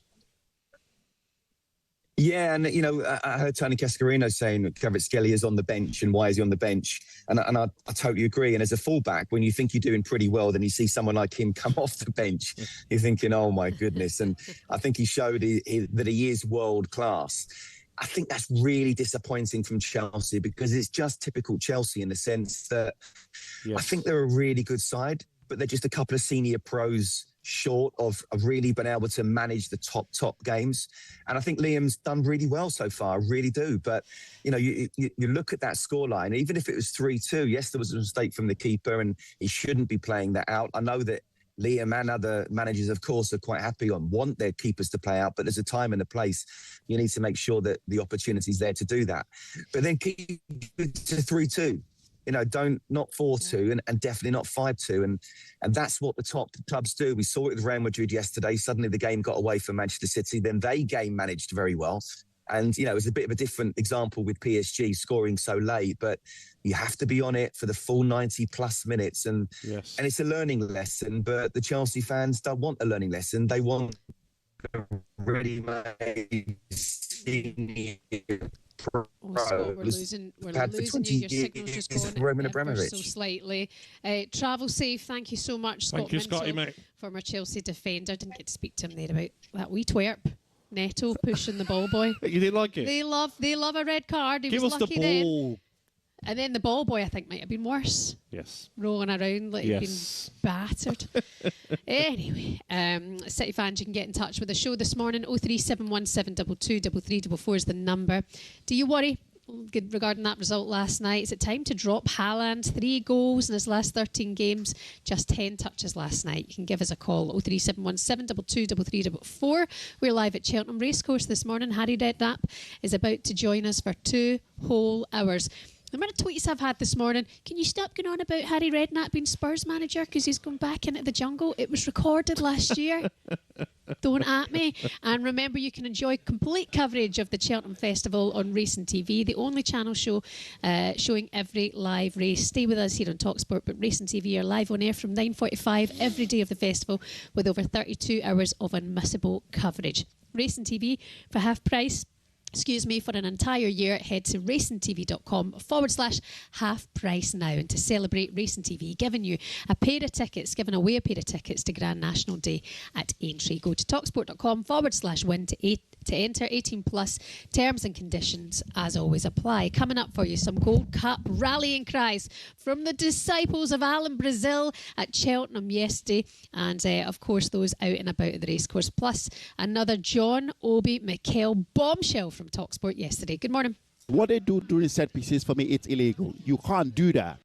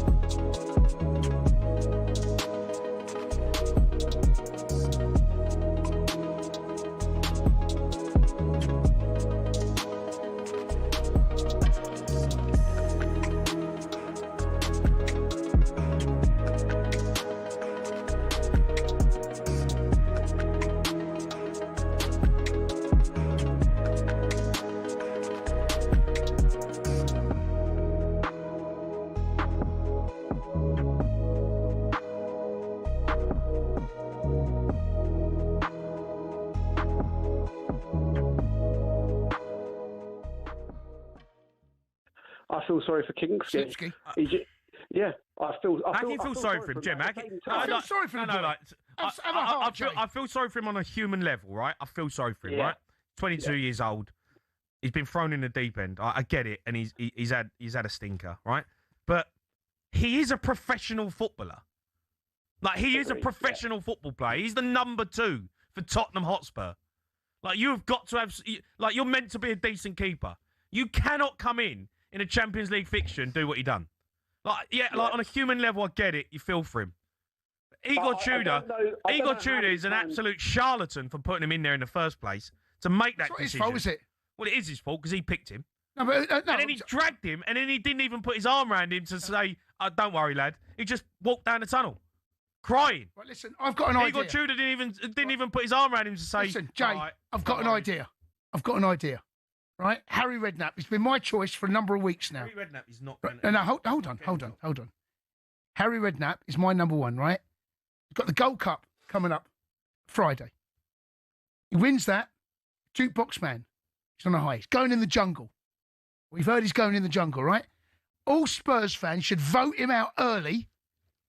Vote him out early. Spurs fans, you can still play a part in your season. Vote him out early, and he may rock up to save your season.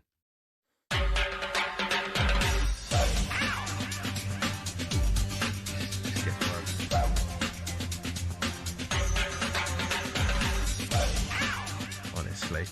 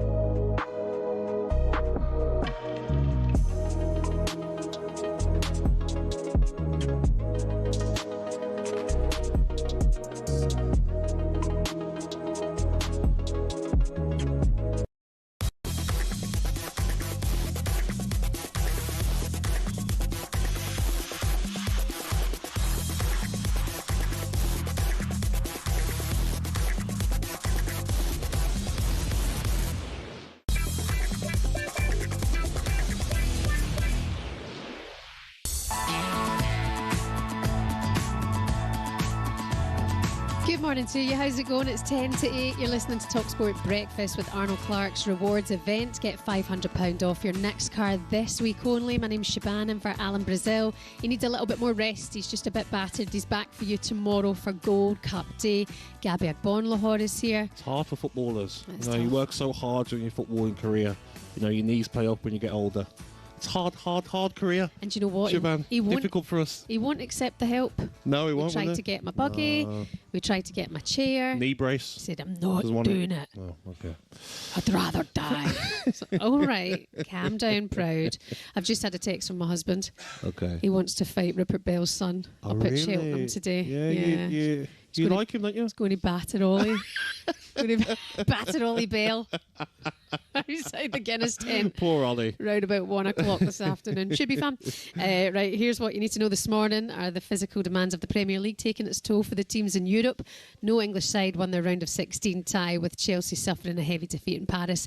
Man City being dismantled 3-0 at the Bernabeu as well. Coventry continued their surge for Premier League status as they went 8 points clear at the top of the Championship after Middlesbrough lost at home to Charlton. And tonight, live on talkSPORT 2, Gabby's Aston Villa travelled to Lille in the Europa League. Speaking ahead of the game, boss Unai Emery said he is delighted to have captain John McGinn back with his side. Gabby, aren't we all? Super John McGinn back's a huge win for them. Massive news, because Tielemans, Kamara and McGinn being out have cost Aston Villa. The players that have come in are nowhere near good enough. And like Morgan Rogers has said recently, John McGinn's a leader off the pitch, on the pitch. And if he's fit enough, I'm sure the manager throws him straight in. There's no time to get your fitness back and come on for 20. Aston Villa need a result tonight, and I'm sure they will. It's time now for the return of everyone's favourite feature, Genie Gab, where we put our questions to our resident Genie. It's time now for this. Got an issue? Why can't you see? All you need is some help from me. Give my lamp a rub. 1, 2, 3. I'm the Gabby Genie. Get your lamp away from me. Go on, rub the lamp. Okay, go for it. Let's give it a little rub. Like every genie, can grant 3 magical wishes. Here's the first one. It comes from our Alan Brazil. Do you think he's going to make it to Gold Cup Day tomorrow? We spoke to a number of the Cheltenham fans out and about yesterday. I just want you back for good. Alan will be back tomorrow, and that's what counts, isn't it? We love Alan, we all love Alan Brazil, we're all fans of Alan. He's been there for 25 years, hasn't he? So. I like Gavin. He's got better, hasn't he? But he's being honest about Villa now, isn't he? But he's like me at school, a class clown. He's Alan back at Cheltenham. He belongs here, Alan. He runs Cheltenham. We need him back. Watch you, Mother. Want you back. Want you back for good. Just remember there's a delay, so we're so off time. It's hard work to listen to. Alan, I do grant him that. I'm going to give him a message after the show, and hopefully he's had a couple of days rest and he's back tomorrow at his best, because that's Monday. He was outstanding, I thought. The best I've heard him in recent weeks, and I'm sure everyone will be excited for the last day. Big day as well of racing, and the big man's back. I've texted him 4 times No and reply. he's blue-ticked me every time. Is he? Really? Yeah. Phone him? I know. Or just turn up. What's You know wrong? where he Yeah, is. send him a voice note. Right, time now for our next rub. Penultimate game of the season, if we have a bit of luck, we could send Tottenham down at Stamford Bridge. You know, over the years, we've listened to Arsenal sing about winning the league at Anfield, sing about winning the league at Old Trafford. This is almost more historic than them winning the league at White Hart Lane. We could send Tottenham down. Roddy Jennings loving the idea of Spurs going down. Listen, I think they will send them down. They play Spurs at Stamford Bridge, second last game of the season. And Chelsea will need to win that game, I think, to finish in the top 5 as well, because the race will still be on then. So they've got to worry about their own issues, but also the fact that they can send the rivals that Chelsea fans hate, Spurs. So Reece James will be leading those players as one of the leaders, and I think they do. I really do. I look at Spurs' last 8 games, and I can't see them getting a result. I can't see where a win's coming from. Never mind 3 wins that they might need. I think they get beat badly against Liverpool on the weekend, and I grant Rory Jennings and the Chelsea fans to send Spurs to the Championship. Crazy. Wonder if Beyonce would want to do concerts in the Championship Stadium. Right, time now for one final rub. But how many teams in this Premier League would you pay to watch? Definitely not Arsenal. Definitely not Arsenal, the way they play. City, you can pay to go watch City, the way they play. Jeremy Doku taking 2-3 players around. Ryan Cherky, Maverick, you never know what you expect from him. Fantastic, good to watch. Yeah. You know, Phil Foden. Erling Haaland doing what he does best, scoring goals. With Arsenal, who am I going to pay there to go watch? He was on one yesterday, John Obi. Spot on, though. I can't... I'm looking at the teams in the Premier League, and at the moment, the way they are playing, who would I want to watch? Pay money? Bournemouth? Fulham? The way Bournemouth and Fulham play football, attacking football, I wouldn't pay to watch Arsenal. Manchester City do bore me at times the way they play. Manchester United, I probably would pay to watch. They play exciting football under Carrick. Villa, of course, I'd pay to watch. But apart from that, Liverpool aren't playing good football either, Shaban, this season. The Premier League has been found out over the last 2 nights. And like we spoke about earlier, Shaban, the English bias has to be spoken about because everyone thought 6 teams are in the knockout stages. You know, we've definitely got to win the Champions League because we've got so many teams through to the next stage. But we could come to the quarterfinals where we've got 1, maybe 2, Liverpool and Arsenal. It's very true. Right, still to come for you on talkSPORT Breakfast. Superstar Breakfast preview on talkSPORT with Travis Perkins.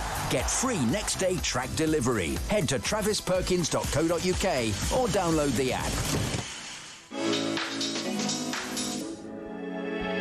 So Tottenham potential manager Harry Redknapp is going to be with us next for 2 hours. He's just pulling in and raring to go. Plus, one of his former superstar strikers will be here. Huddleston.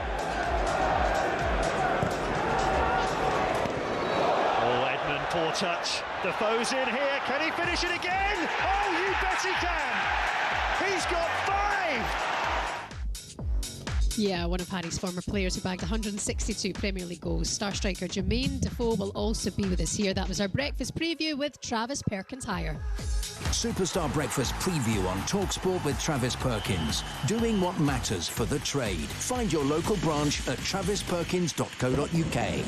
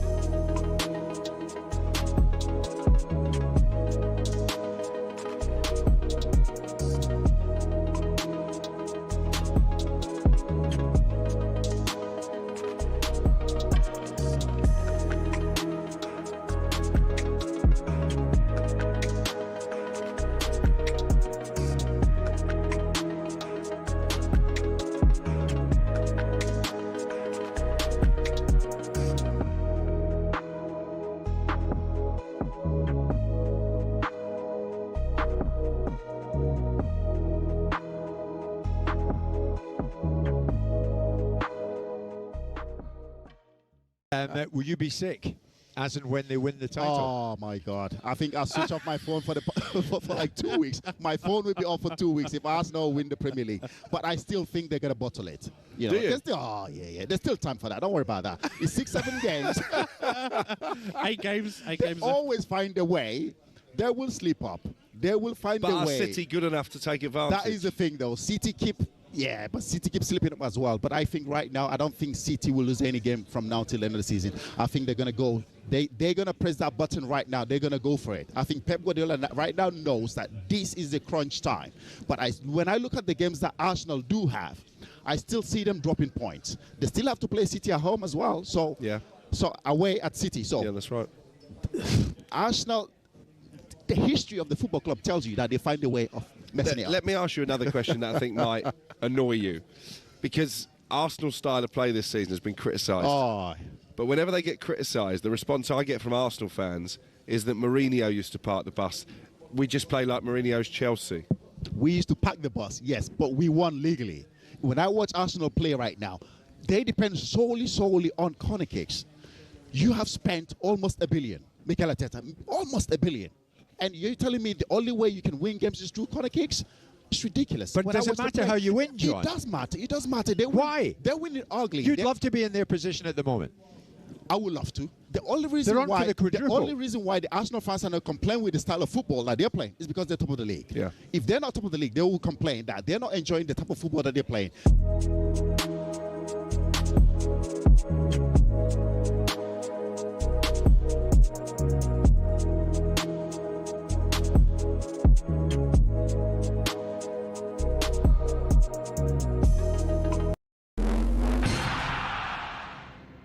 Football fans all have stadiums we love, but do any of us have a pitch that we love? It might sound like an odd question, but pitches can be different sizes with big consequences. Why is that? And what are the actual rules? Back when association football started, pitches could be up to 100 metres wide and 200 metres long.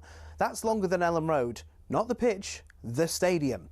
Anyway, UEFA wanted a standard across Europe for international matches, which became 105 metres long and 68 metres wide. But some clubs had been rebels, not intentionally, but because of the stadiums. Take Highbury, for example. It was 5 metres shorter and a metre narrower, meaning away sides had a challenge to adjust. White Hart Lane was exactly the same. And actually, when Spurs temporarily moved to Wembley, they asked the FA to shorten the pitch.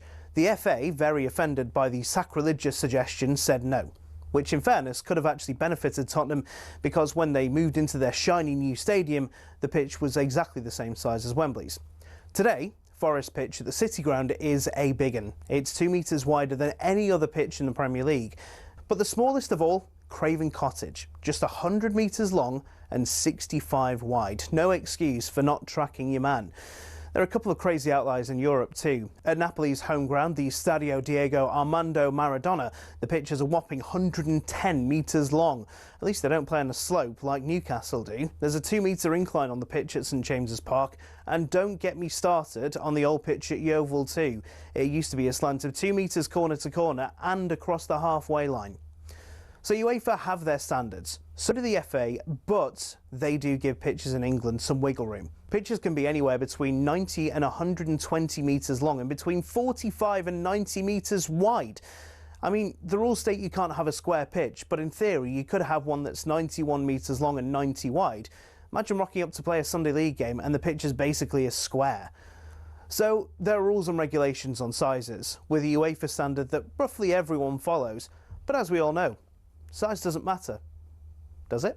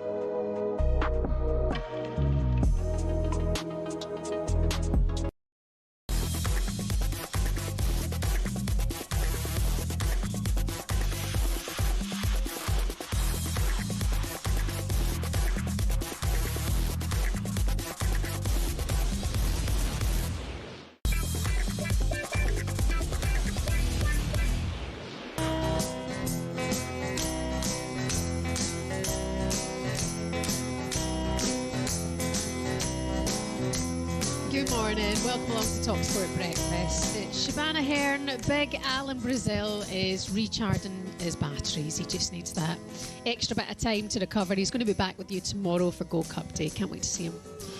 Big run and cuddle. Yeah, and I think, you know, he's a legend of Cheltenham, and the amount of people that will be excited to see him tomorrow, to hear him all across the world. Hopefully he's fine for the morning. Yeah, he's like Santa Claus at Lapland. Yes. That's Al of Cheltenham, isn't it? He's just hounded by people. But just even seeing a glimpse of him, never mind hearing him. But I'm sure we'll be resting up now. Yes. By the fire. Take it easy, Al. Enjoy your morning with Jill, and we will see you tomorrow for Gold Cup Day here on talkSPORT. Coming up for you on the show, Premier League legend Jermain Defoe will be with us for a whole half hour. He scored 162 Premier League goals, making him the 10th all-time top scorer. Does he think the art of the number 9 has gone downhill? We'll also have Cheltenham royalty right here with us in form of 31-time champion jockey Sir A.P. McCoy is going to be with us. We'll discuss yesterday's talking points and what to look ahead to at the racing today. But first, it's been a shocking week for the English clubs in Europe, with no one managing to win a game. So much for the English dominance, eh?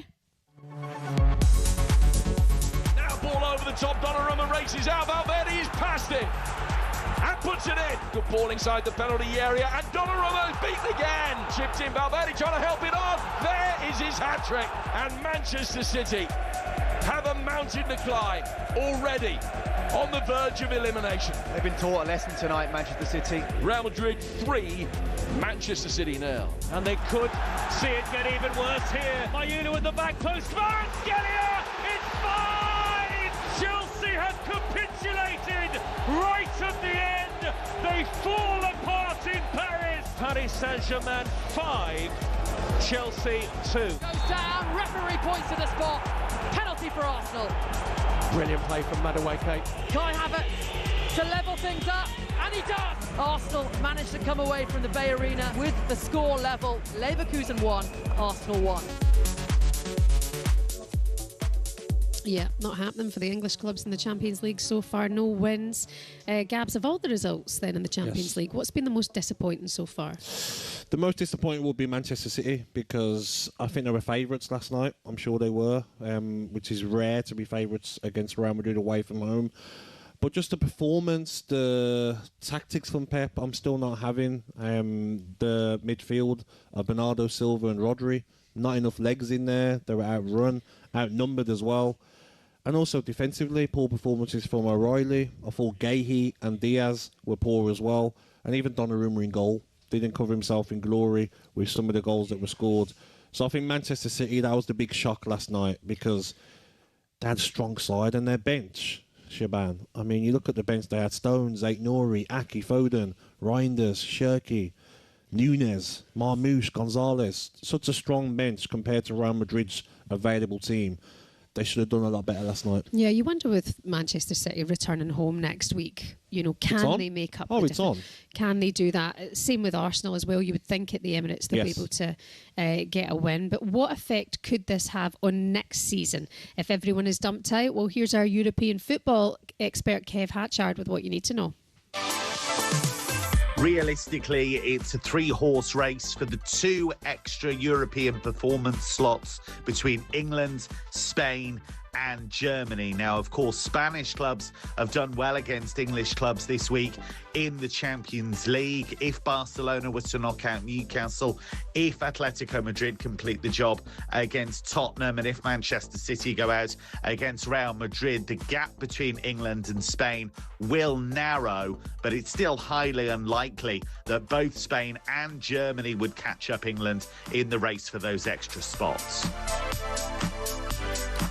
Okay, good to know. Kevin Hatchard, we've heard all about it in the last couple of weeks. Gabs, especially, I mean, spoke to Scott Minto earlier on. He says he doesn't think it's a fan arrogance about the Champions League. Maybe it's a media thing, a conversation that there's going to be this all-English final. You've not really seen it that way from the start. No, I didn't. I always thought you have to respect Real Madrid, even though they're not the Real Madrid of old.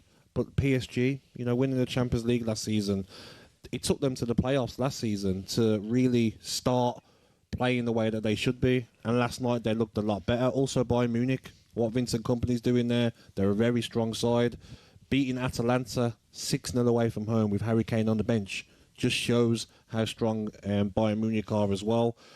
And Spurs going to get knocked out embarrassingly. I think Chelsea go out 100% to PSG. Manchester City is still up in the air because we know they can beat Real Madrid at home. They're beating them 4-0 once at the Etihad. Newcastle, they've got a chance, but you'd expect Barcelona to be stronger than Newcastle and get over that Newcastle were unlucky, weren't they? That last kick of the game. Yes, and Galatasaray 1-0 up. Liverpool aren't the Liverpool of old we used to, so that could be still tough for Liverpool, but you'd expect them to get through that tie. But maybe the English arrogance has come from the media. Maybe we're here to blame on talkSPORT as well, because 6 teams get into the knockout stages. We're thinking we have to go on and win it. An English side has to win the Champions League, but you do not want to be playing the PSG when they start to get to their levels, and Bayern Munich are the team that would scare me. Yeah, I mean, the thing is, we're discussing Arsenal on for a quadruple. Manchester City are in the same situation, but I feel like we really underestimated Real Madrid last night, but they are the kings of this competition. And that's what they do, and they worked hard on the Man City last night. Yes, they were a better side. They scored 3 outstanding goals. Valverde, one of the best first halves I've seen in recent years in a Champions League game. Even defensively, Shaban, we talk about his 3 goals, but defensively, every time Doku got the ball, he covered. He helped his teammate Trent on that right-hand side. Didn't moan about playing out of position on the right side of midfield. It was a fantastic performance. But Manchester City, I mean, we talk about maybe can they catch Arsenal in the Premier League? Can they beat Arsenal in the Carabao Cup? If they play like they did yesterday, I'm sure Arsenal will win both. No, that's it. I mean, there's so much football for them as well. But in terms of Arsenal, I feel if they do go through to the next round, they're going to get such a shock with Bodo. Oh, 100%. I mean, Bodo are flying. But were we surprised last night? I wasn't. No, I wasn't because surprised. This season in the Champions League, they've beaten Inter Milan 3-1 at home. They've beaten Inter Milan 2-1 away. They've beaten Man City 3-1 at home, and they've beaten Atletico Madrid 2-1 away. So last night beating Sporting Lisbon 3-0 was not a shock. And if you're Sporting Lisbon, if I'm you better look at what they've done at Inter Milan. Even going there, they weren't phased going to the San Siro. Yeah. So Sporting Lisbon have got a lot of work to do. Very quickly, this came from Henry Winter on social media last night. talkSPORT's Henry Winter, journalist. He says, I feel the winter break debate coming on again in the Premier League. It's obviously needed, even with expanded squads, elite players, risk fatigue, less training time, etc., but too many vested interests preventing it happening. I get it. All the other teams are getting the Christmas period off and they're getting a rest, but as a selfish football fan here, I wouldn't want it to happen. I mean, we're already losing games, aren't we, on Boxing Day? And then next Easter, right? Yeah, Easter's changing next Easter. To take a Christmas period away and give a winter break, I would not like, because I love my football around Christmas. You know, I don't like what playing. If we see this drop-off? What if it is affecting this drop-off in the Champions League at this stage of the season? Couldn't care less. I care more about watching football on Christmas. I'm tired of playing board games. Coming from the former player? Because you love it. You said you love the fact that Boxing Day, less football, you get to enjoy more. I liked it, yeah. I didn't like it. I liked it, but... Too many walks. That'll be me, crucified. Cheers for that, We'll be walking Gabs. around Birmingham all Christmas if there's no football. Not for me. By the way, Harry Redknapp is making his way up to the Coral Box. Come on, Harry. It's like he gets hounded on his way in here. He's going to be with his us. agent, maybe. I know, he wants the pay rise. 15 minutes' time. Is he Spurs bound? Harry Redknapp is going to be with us. The big man is with us shortly. And don't forget, Alan Brazil back with you tomorrow. Come on, tomorrow. Al. I know, you can do it, Al. talkSPORT breakfast for Gold Cup Day. All the build-up continues next.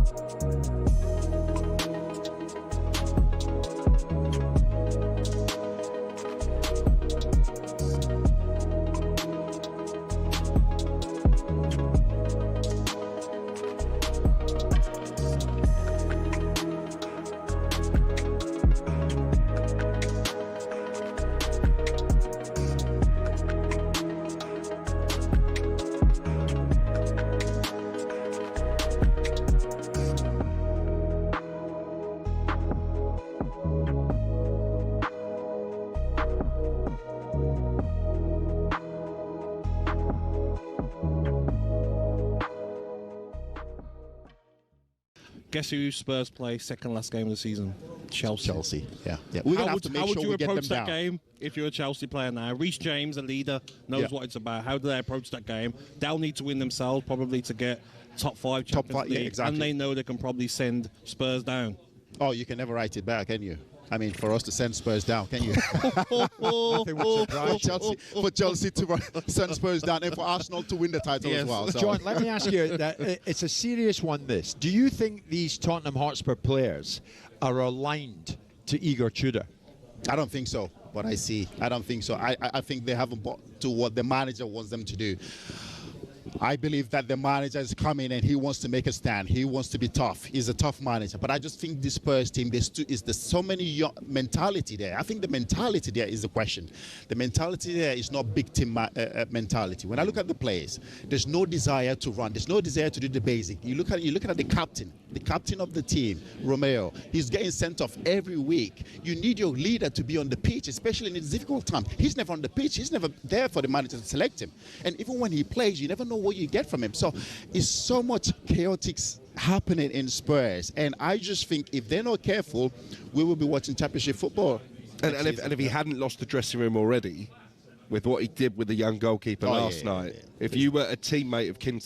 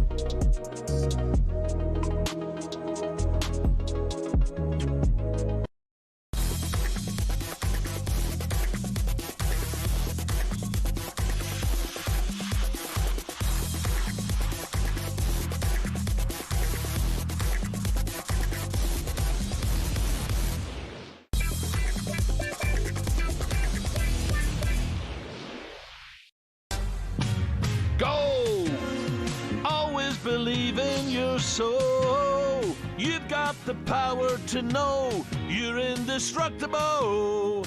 Always believe in gold.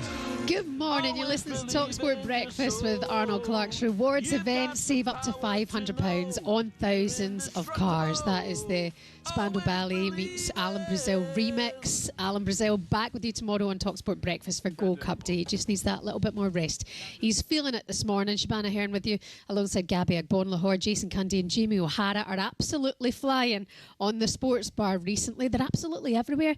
TikTok, Snapchat.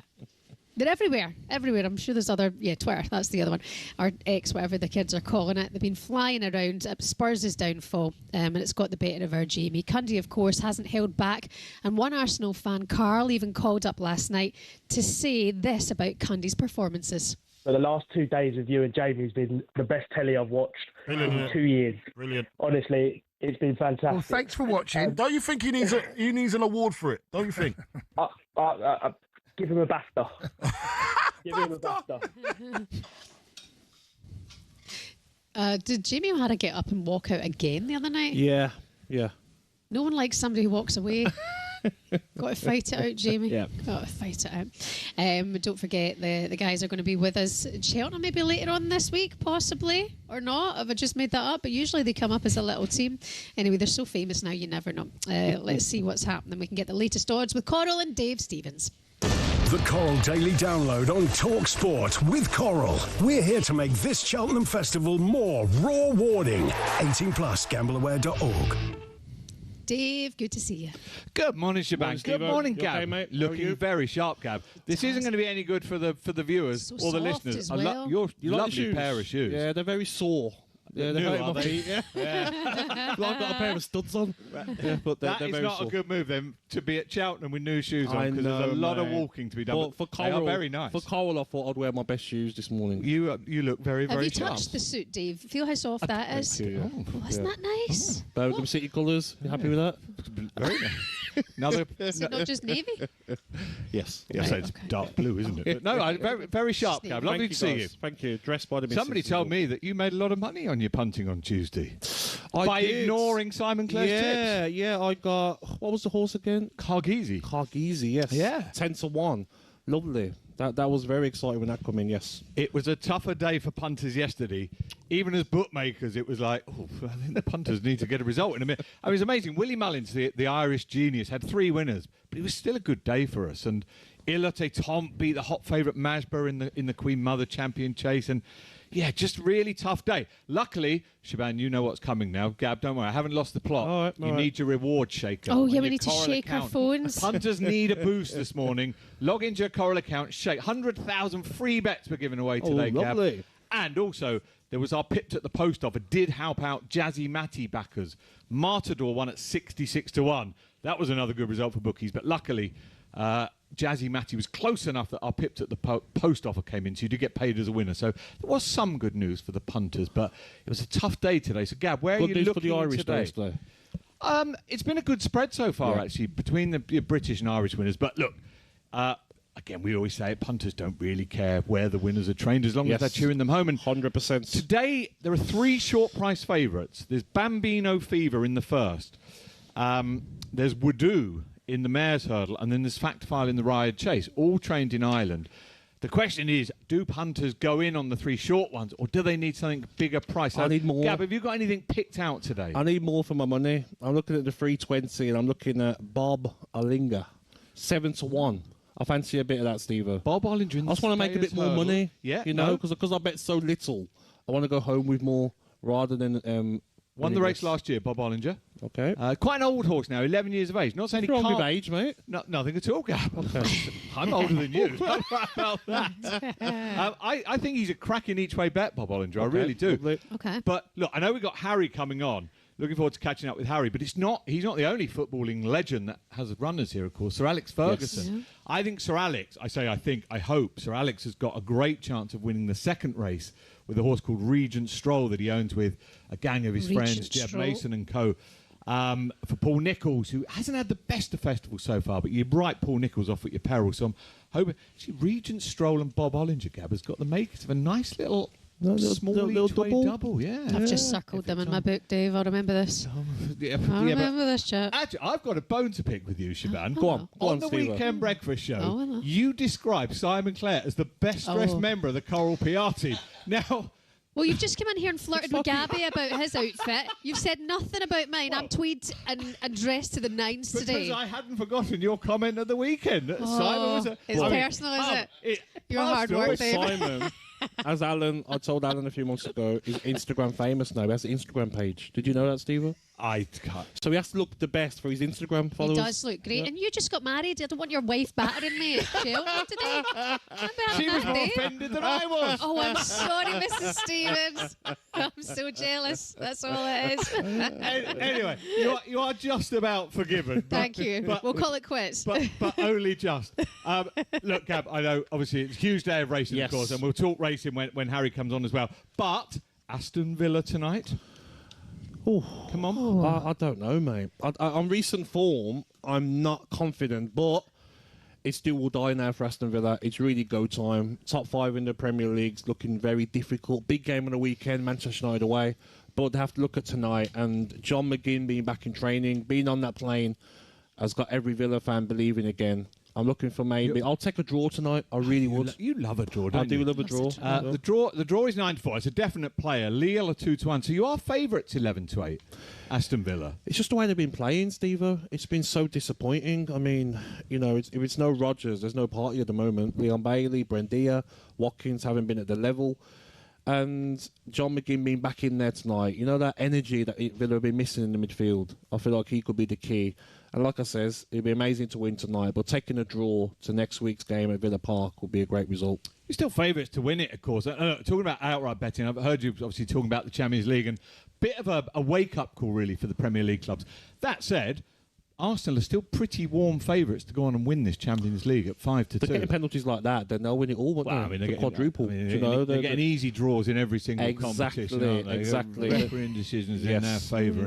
But the English bias we have to talk about, Steve and Shaban, of like, everyone thought, didn't they, 6 teams into the next stage, or, you know, one of us have got to win it. But you look at last night and you look at Spurs against Atletico Madrid. Yeah. You look at Newcastle, were disappointed they didn't win against Barcelona.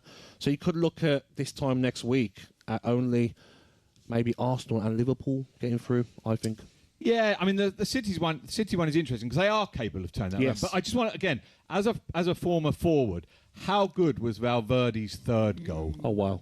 Wasn't that it? touch? Yeah. Because Gahey's come over and probably thought, like, probably just going to try and shoot here, but little touch, delicate touch, then volley into the corner. But his first goal for me, that touch, and then to knock it past Donnarumma, and then people might say it's an open goal, but it's still, I've seen many people miss those as well.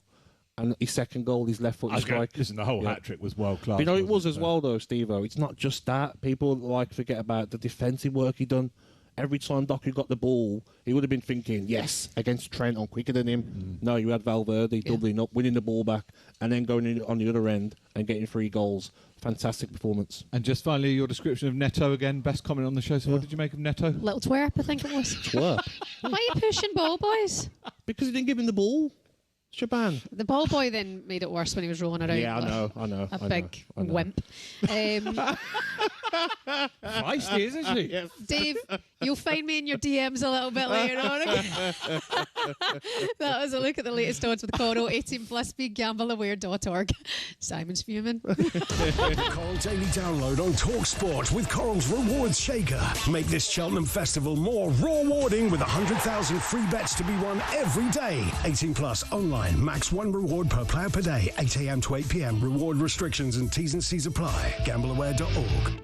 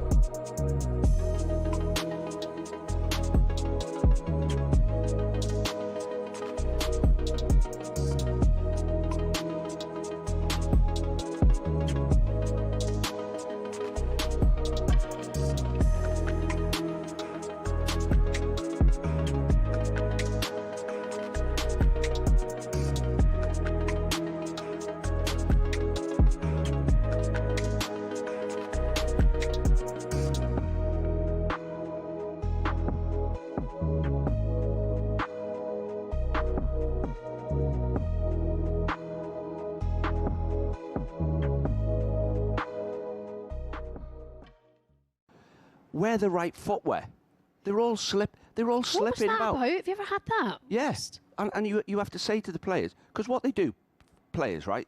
Say I used to wear studs that all the time, and I very rarely would I wear, you know, like rubbers they call them. They used to call them moulded. Moulton. Well, if you get a bit of grease on top of the pitch at 7:30, a bit of dew comes on the pitch. It becomes like an ice rink if you've got rubbers on, and some of them would wear them because they're comfy.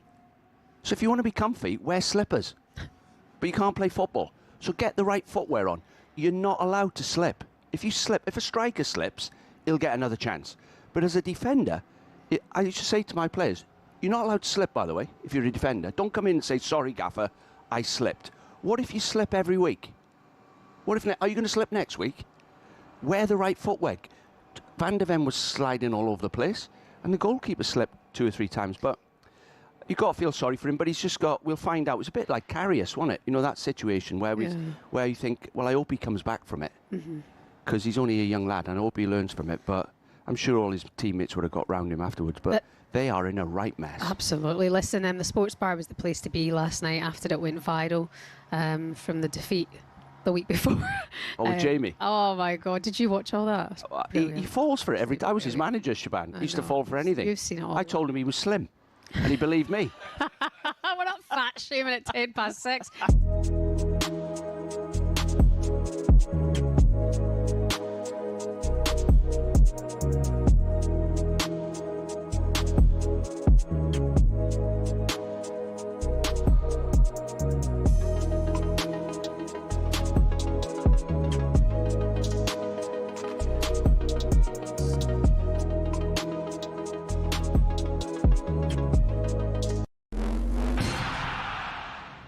It's not often you associate fan power with Chelsea Football Club, but one of the shining examples of it lies with a group called the Chelsea Pitch Owners. And they've proved to be the thorn in the side of owners past and present who've been dead set on moving stadiums to a larger, more lucrative piece of land. Essentially, the supporters group holds the freehold to the land on which Stamford Bridge sits. Former owner Ken Bates set it up at a time where some unruly property developers tried to evict the club from their ground. In order to prevent this, he established the CPO as a company that owned the pitch and offered the fans the chance to buy a share for £100. As well as that, they also own the rights to the name Chelsea Football Club, so if any owner wants to take them elsewhere, they can't be called Chelsea without the approval from the CPO. Now, in 2011, Roman Abramovich tried and failed to move them away from Stamford Bridge, and this has set a precedent for Todd Bowley and the current power brokers at Chelsea. They know any plan which involves moving from Stamford Bridge will require CPO approval from the now 13,000 fans who own it. There are fans who are concerned that if they stay at the bridge, they'll be left behind their domestic and European rivals who are moving to more commercially successful stadiums. But for the heritage and history lovers, Stamford Bridge is one of the iconic English stadiums, and to move away would be a grave mistake. It might not be as flashy as others, but stadiums like it have something about them that cannot be replaced. One thing's for sure, if Bowley wants to take Chelsea away from their home, he'll have to go through the CPO first.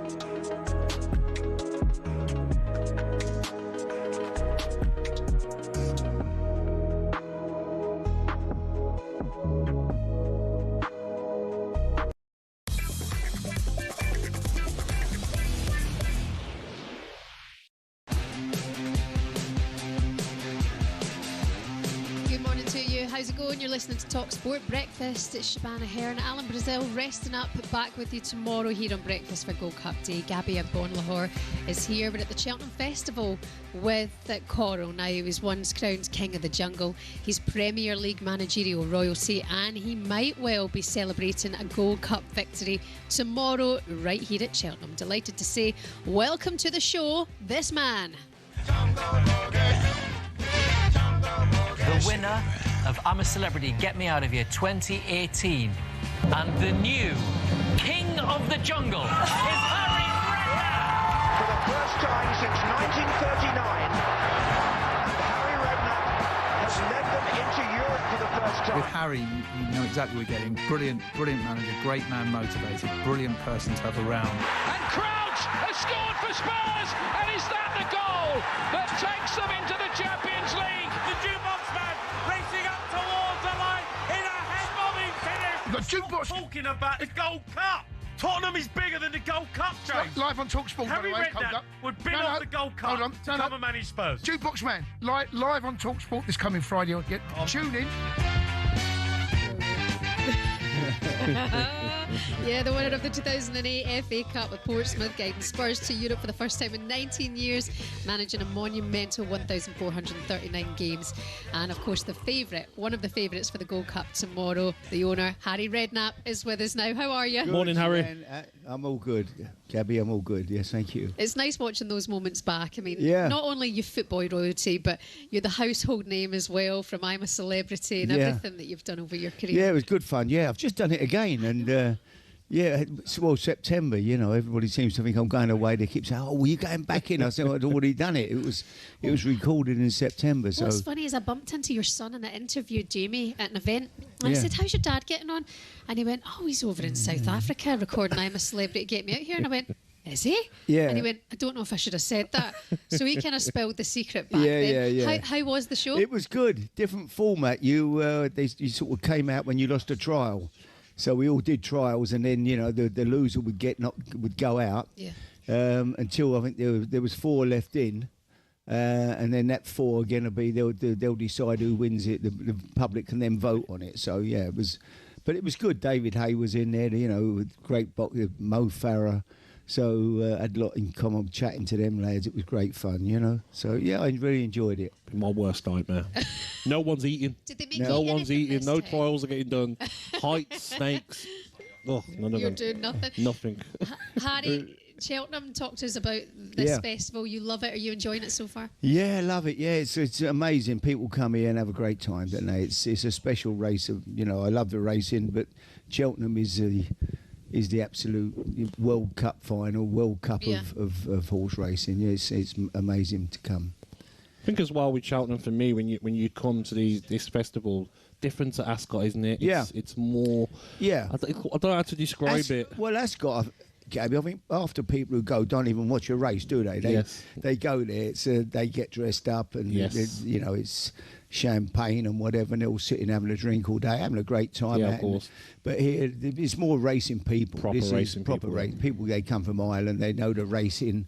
And they love it. The cheers go up, and it's just a great atmosphere. Yeah, it's a shame Alan's not here today. Yeah, he was so oh my excited God, to he be loves it. Yeah, having you here as well. He's back tomorrow for Gold Cup. He wants to see you getting a winner as well. Well, we got a chance tomorrow. I mean, it's such a tough race, and you look yesterday. I mean, Willie Mullins is amazing. You know, he keeps having winners. Nicky Henderson's in great form. You know. So, you know, it's... What would the nerves be like tomorrow morning? Gavin Cromwell's horses are running well. I'll be nervous, you know, when that tape goes up and they go off. I just like to stand all on my own. I don't really want anybody near me saying anything stupid to me. A bit like being a football manager, and you know. That's why I never sat in the stand as a manager. We'll stay away from you then. You sit there and you've got people sitting behind you. You're the manager and you're hearing the most stupid remarks. You think, you know...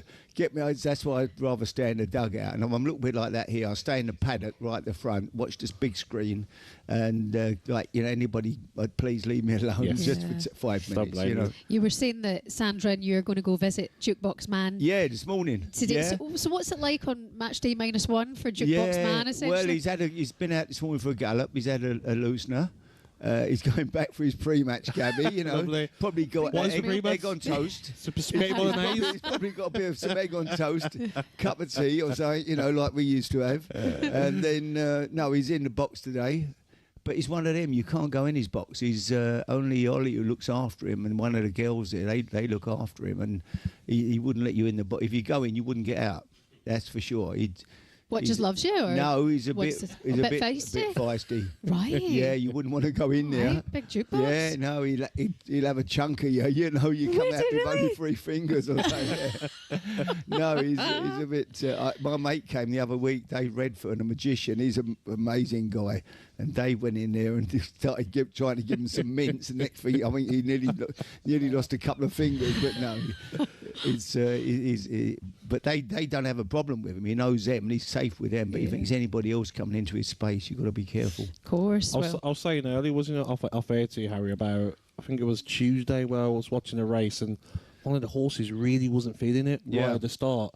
Can that just happen to any horse? Just on the day, doesn't fancy it? No, they come down, they get a bit, you know, freaked up at the start, or all the atmosphere, the noise, and everything can upset them quite easily. So then they're probably something got in his head, and if they don't want to go, they're not going to go. But normally all the jockeys. But yesterday even, it was disappointing. The first race yesterday, I had a runner called Taurus Bay run it. I thought he ran ever so well, to be honest. He was Ben Pauling trains him for me.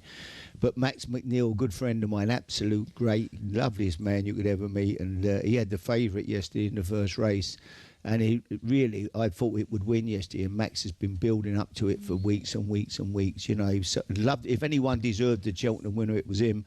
And the start was really ragged, and Harry Cobden missed the break, got stuck, and the starter let him go, and he wasn't really in a position. Yes. And he really had no chance. So he was out the back on the inside of about 20-odd runners and never, ever got a run, which was sad, you know.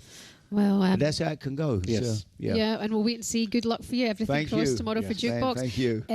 Your former Spurs club. I mean, that's the headlines at the moment, Harry.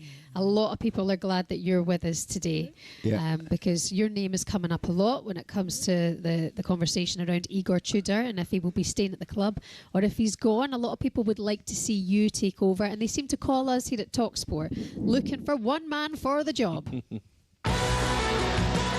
anybody would be better than Igor Tudor right now. Harry Redknapp is not a bad choice at all. You need someone in at that football club who cares about it, who has an affiliation to it, who's going to get the fans on side, who are actually going to support After Cheltenham, get Harry in. Well, After Cheltenham. Well, I reckon Harry Redknapp should get a phone call tonight. Spurs need a change. We've said it for weeks. Harry Redknapp has even come out and says, I would have taken it if they offered it me.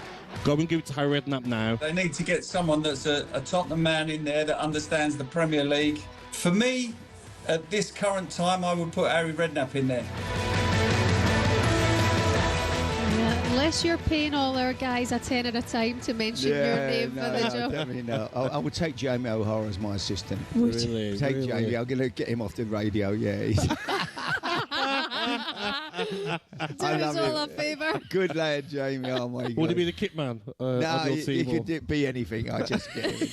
Yeah. But to be fair, they don't really, I mean, it's such a short-term job for someone. Someone needs to go in there and just give the place a lift, don't they? That's the key, and it's not. You ain't going to be what you're going to be on the training ground. You're playing Saturday midweek. You're not going to be out there putting on some super coaching training sessions. It's going to be about the spirit around the place. You know what it's like though, Harry? I mean, I've been at times at Aston Villa where you need someone to cut. Tim Sherwood come in and kept us up, and you need someone who's going to put their arm around a player and like make them. Oh, you're a good player. You're great players. Sometimes Tim when would be a discipline, good shout now. Tim would be. Tim would be. You know, I think someone like Tim, Glenn Hoddle, even would still be. What about yourself? Yeah, I'd do it for sure. I mean, I wouldn't say, but I don't see myself getting it, to be truthful. Have they reached out? No, have they reached out to you? No, never spoke to anybody. So I would doubt very much whether I would be. The problem is, Harry, is that people might have laughed 3-4 months ago, 2 months ago, but now it's like it's real chance of them going down. I didn't see it's 1 point now between. Spurs are in front of Forest and West Ham with 1 point. Yeah. They're fixtures to come. And them two are in better form. West Ham are playing very well. I think West Ham, please God, West Ham get out of it. I think they're playing well. They're a bit of form. And so Somerville's in great form for them suddenly. Bowen's not scored lately, but a fantastic player. And they look like they're on a roll. Notts Forest are quite capable of putting a run together as well, and they're dangerous. So really, Leeds are on the verge of it, aren't they? But they should be. They've got, Leeds have been unlucky to be. They've done well. They've had a good season. But so Tottenham really are probably favourites, I think, out the teams that one of them's going to go out the 3 or the 4. And at the moment, their situation is pretty desperate. Isn't it? It's crazy. I mean, what would you rather? Win the Gold Cup on Friday with Jukebox Man, or save Spurs from relegation? If I was a Spurs manager, I'd save them from relegation. But if I'm not a Spurs manager, then I want the Jukebox Man to win. I love it. In terms of Daniel Levy, I mean, he's no longer at the club, but do you think if he were still in his position there, maybe you would have had a phone call? Yeah, because I got a phone call last week from Daniel, funny enough. I think I spoke to him once since I left, all that time ago. Wow. And I was in the car last week, and suddenly phone goes in Daniel Levy. I thought, strange, And I on the phone about half hour chatting to him, and he was explaining, what had happened to him and how he sort of got marched out of there, which was really strange, wasn't it? Really, he was marched out there. Well, I think he was. I think it was quite, unceremoniously exited from the place. Really, it seems so. And now, obviously, he's got no control anymore. He's nothing to, he's probably still owns the shares, doesn't he? Does he have hard feelings as to how that went down? I suppose you would do, wouldn't you?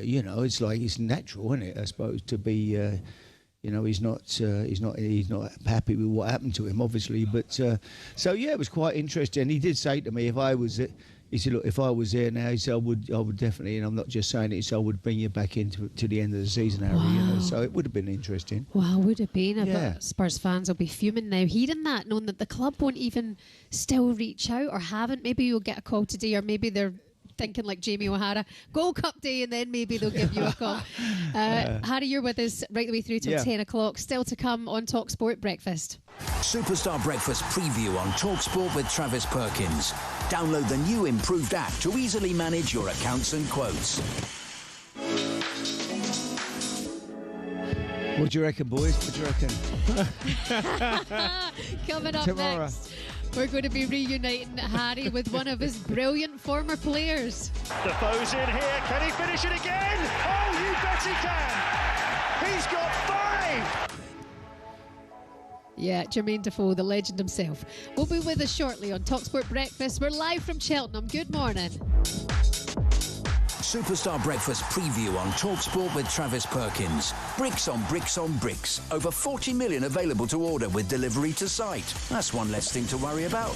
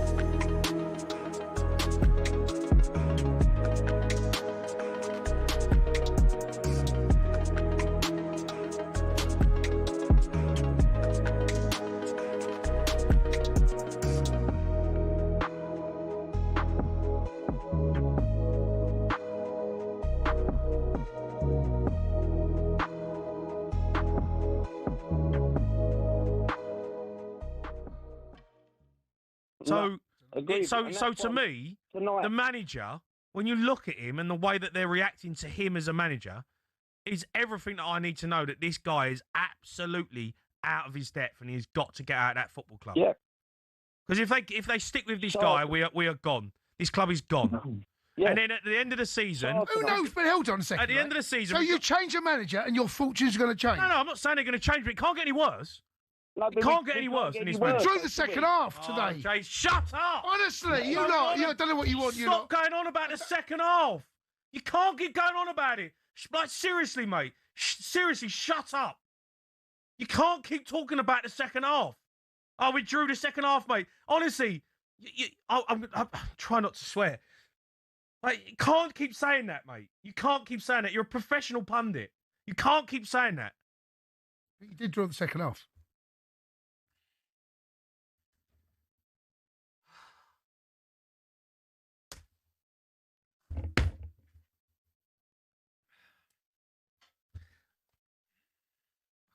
Mate, I'm trying to be professional here. I'm not going to. I'm going to swear. I'm going to swear. Go to a break. You've done it again, haven't you? You've done it again. You've walked. Jay? He's walked out again. I mean, factually, they drew the second half.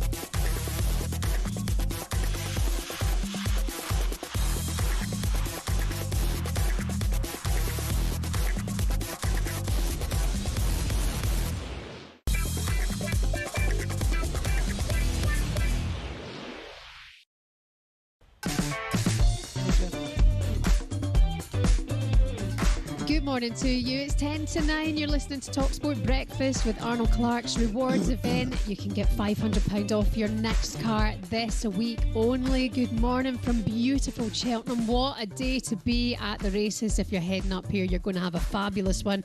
My name's Shaban. Alan Brazil is currently wrapped in cotton wool. We've had him in the cryo chamber. He's been in the infrared sauna. He's all wrapped up. We'll have him here for you tomorrow for Gold Cup Day. Gabby is here, King of the Jungle. Legend Harry Redknapp is with us now, and we're delighted to see that joining us now for the next half hour is one of Harry's former players and this Premier League striker. Final minutes, here's Defoe, right footed, right place, right time, right corner of the net, and Spurs are back in the game. Unbelievable work ethic in terms of looking after himself. Lethal in front of goal. I mean, incredible. Ball in from Milner, Defoe, England lead, England have a goal! Towards the edge of the penalty area, he's got Adebayo and support, he goes in alone and turns and shoots Tottenham into a 2-goal lead! Being at Spurs, being at the academy, it gave us a unique opportunity to be able to watch some of the best players. I mean, Jermain Defoe was a big player. I loved watching the way he used to finish and score goals. Got support from Dempsey on his right foot, shooting towards the far corner and putting Spurs into the lead!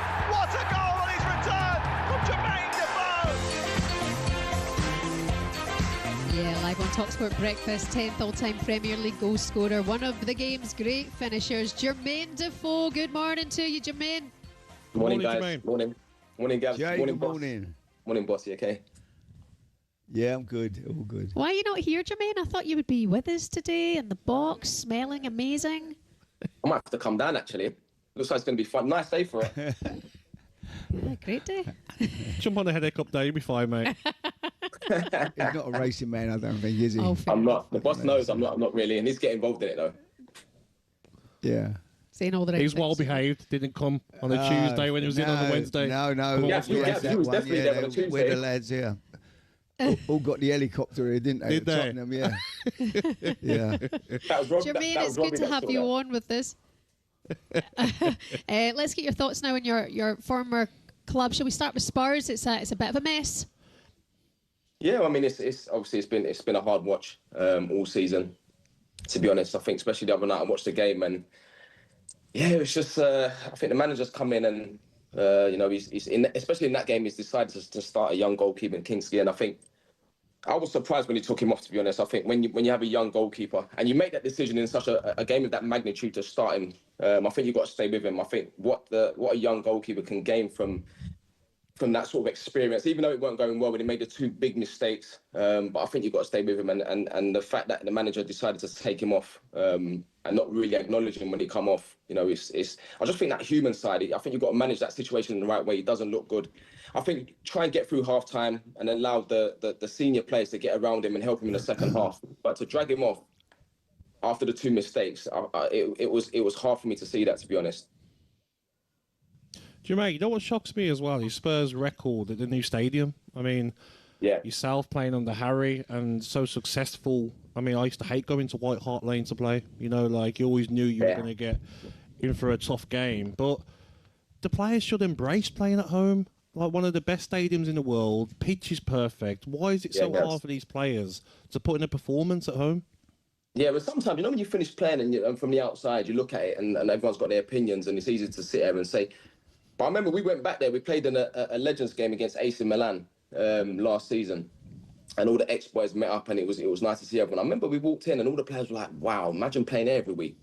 It's a special stadium. I mean, if you talk about that, the infrastructure, what Daniel's sort of like done in terms of the training ground and the stadium, he wanted the best in class. He wanted the best coaches in the academy. He tried all the best managers and, the stadium and give these players sort of like a platform to go out and produce. And for whatever reason, it's just not happened. I think maybe opposition, they look forward to coming to the new stadium. They probably come to the new stadium and be like, wow, the away dressing room's probably better than a lot of the home dressing rooms at their own stadium. So I suppose these players probably go there and look forward to playing it and look forward to playing against a team that's not performing, And can they handle that sort of pressure at the football club? That's always been there, even before my time and the boss's time at the football club. There's always been like a pressure and a demand to play the right way at Tottenham, to win games in style. And like you mentioned before, at White Hart Lane, the old stadium, we always fancied ourselves. If we concede 4, we score 5. That's how we approach games.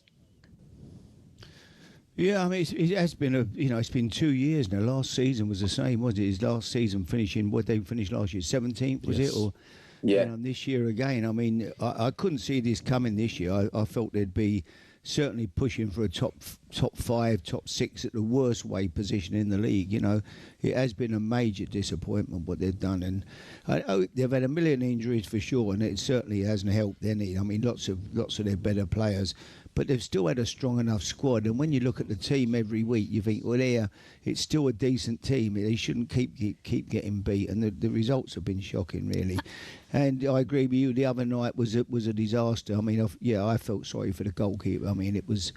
I think if you're going to pick him, you took the gamble, and if he's not coming off, you can't be doing really to drag him off so early in the game. I think is very, very difficult. Yeah, I think everybody just felt sorry for him. Jermain, just quickly, I mean, you were a coach there at Spurs till 2024.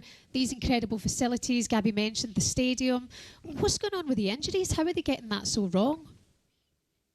It's a good question. Because you look at even my time at Tottenham, I can't remember there being any situation where you have that many injuries, especially key players. You're talking about starters, players that was the starting 11, and it happened last season as well. Of course the other teams have had injuries, but even what the boss just said there, I still look at. I watched a lot of the games, and on paper I look at the teams that we've put out, and I still fancy ourselves to win games or at least get results out of certain games. But again, that's not happened for whatever reason. But that is something that they're going to have to try and address for next season, because I don't understand how you have that many injuries for 2 seasons running. Like it's so bizarre. But when you look at the problems at Spurs now, and you look at, Igor Tudor has been in 4 games, 14 goals conceded, 4 defeats. Jay, do you look at the change needs to be made now? Because this is no joke now. West Ham and Nottingham Forest playing really good football. The pressure's on now. And the run of games that Spurs have got, there's a big chance of them going down, Jermain.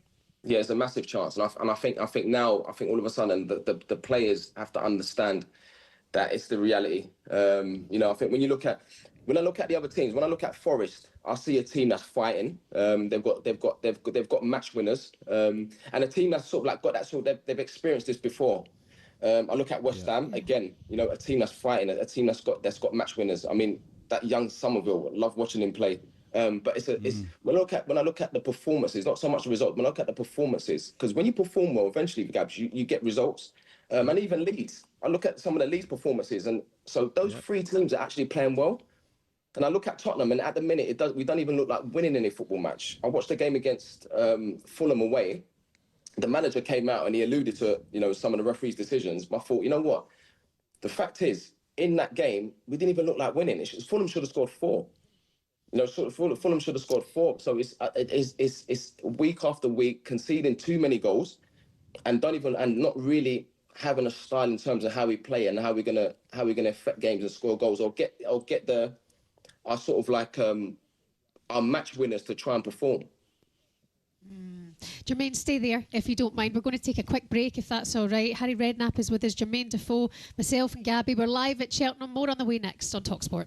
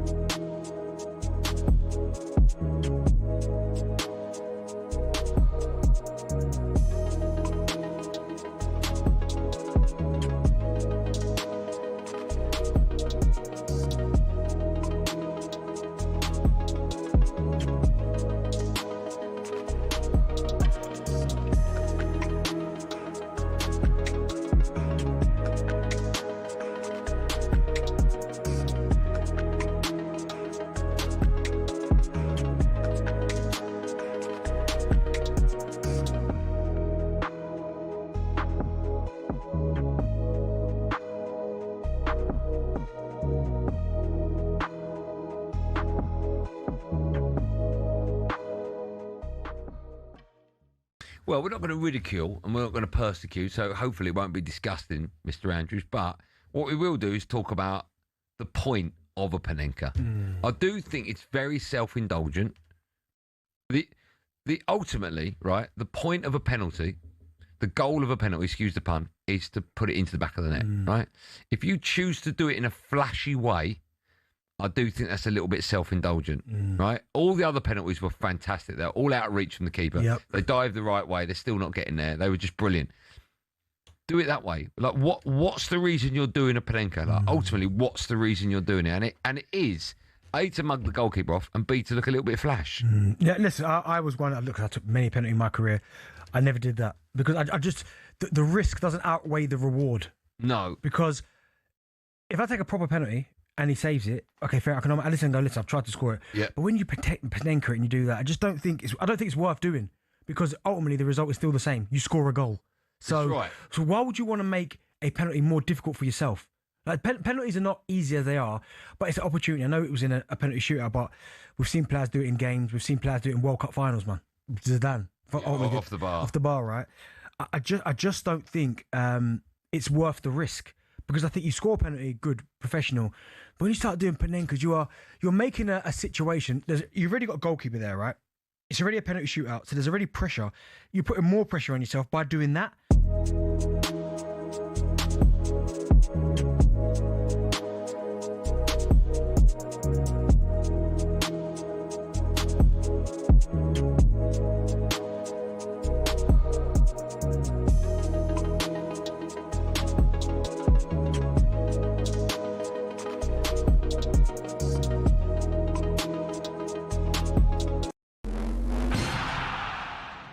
What football ground are you thinking of when someone says this? Really tough place to go. Difficult place to go. Such a tough place to go. It's a tough place to go at the moment. It was a really difficult place to go, always. But what are the toughest places to go, really? We've scoured the planet to find out. Forget a cold, wet Tuesday night in Stoke. Try playing in a blizzard 220 miles inside the Arctic Circle at the world's northernmost professional club. When Chelsea lost at Tromsø in Norway in the 97-98 Cup Winners' Cup, a massive snowstorm hit at half-time. These two boys and their brooms were absolutely no match for it. We're staying in Scandinavia for Scotland's toughest away day on a windswept cliff in the Faroe Islands. In Euro 2000 qualifying, Craig Brown's men were taken to fishing village Toftir. Kevin Gallagher called the pitch a cowfield and the wind like Pittodrie on a bad day. The Faroe Islands part-timers equalised in stoppage time, leading to these absolute scenes, and still one of Scotland's most embarrassing results. Daft little ground, silly game. But away trips don't come any tougher than a lung-busting schlep up the Andes to face Bolivia in La Paz. But now the Bolivians have taken home advantage to another level. The country's highest city, El Alto, 4,100 metres above sea level. Grass doesn't even grow up here. Bolivia have not lost here yet. The longest unbeaten run in any professional league ever belongs to Red Star Belgrade, or Crvena Zvezda if you must. They've gone 7 years without defeat at the Rajko Mitic in Serbia's Superliga. Their fans are pretty intimidating as well, but they're not as loud as this mob. Galatasaray's Ali Sami Yen Stadium's officially the loudest in world football.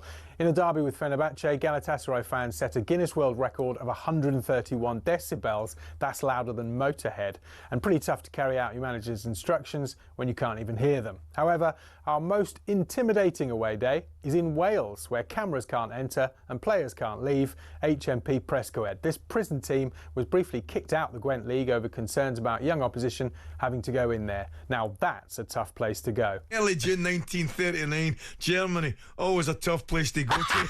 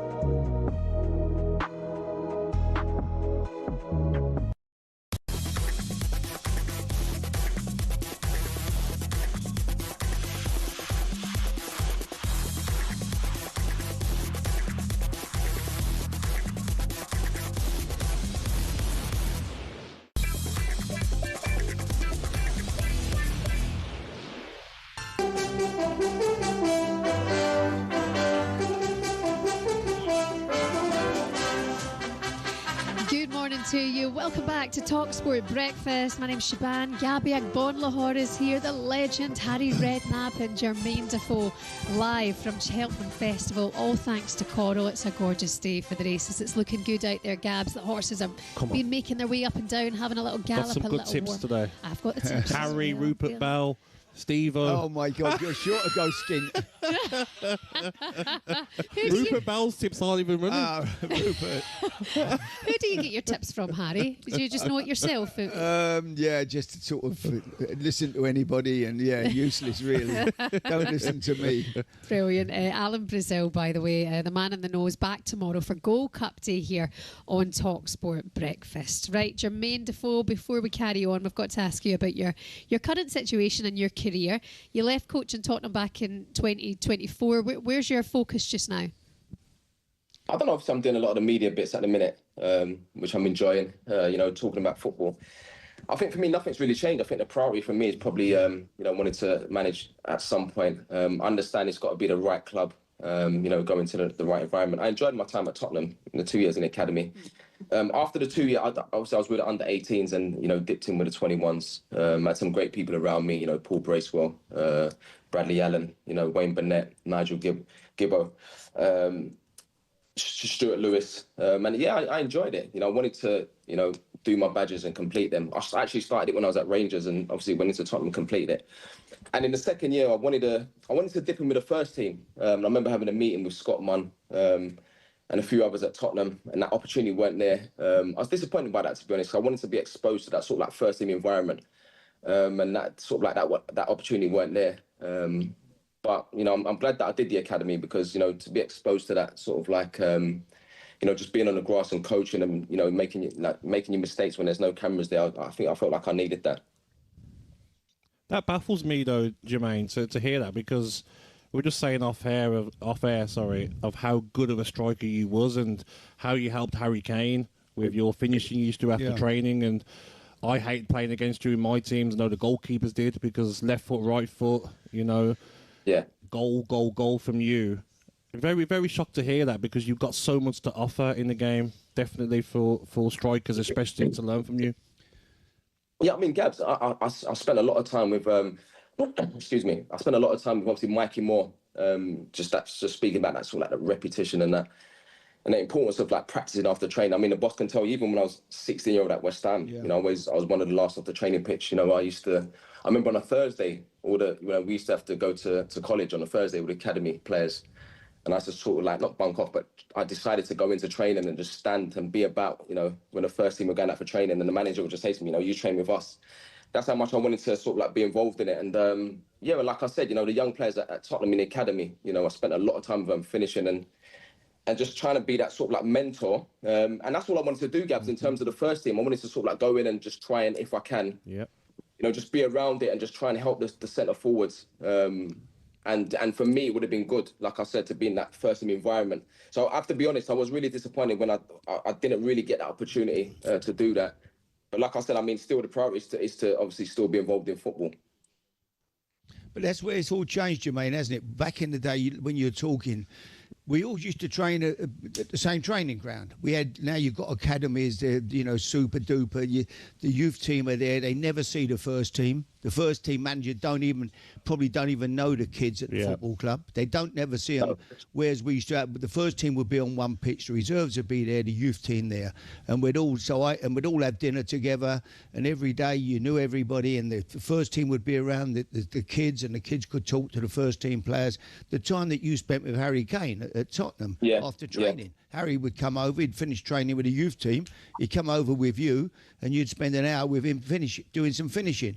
But that's how it was. And the manager, as a manager, which I was obviously, you knew every kid. But now it's become, the youth team the manager has no input or interest, to be truthful, in the youth teams. The youth team trained somewhere else. How often did you get to go over and get involved with? Now, if I was a manager of Tottenham and I've got strikers, the first thing I'd do is bring you over. I say, hey, come over, come and work with these.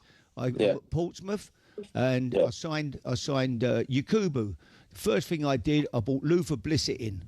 back from his day. He was, Luther he'd retired. I brought him in a couple of days a week, come in and work with Yak, spend an hour every day with him just on finishing, technique and whatever.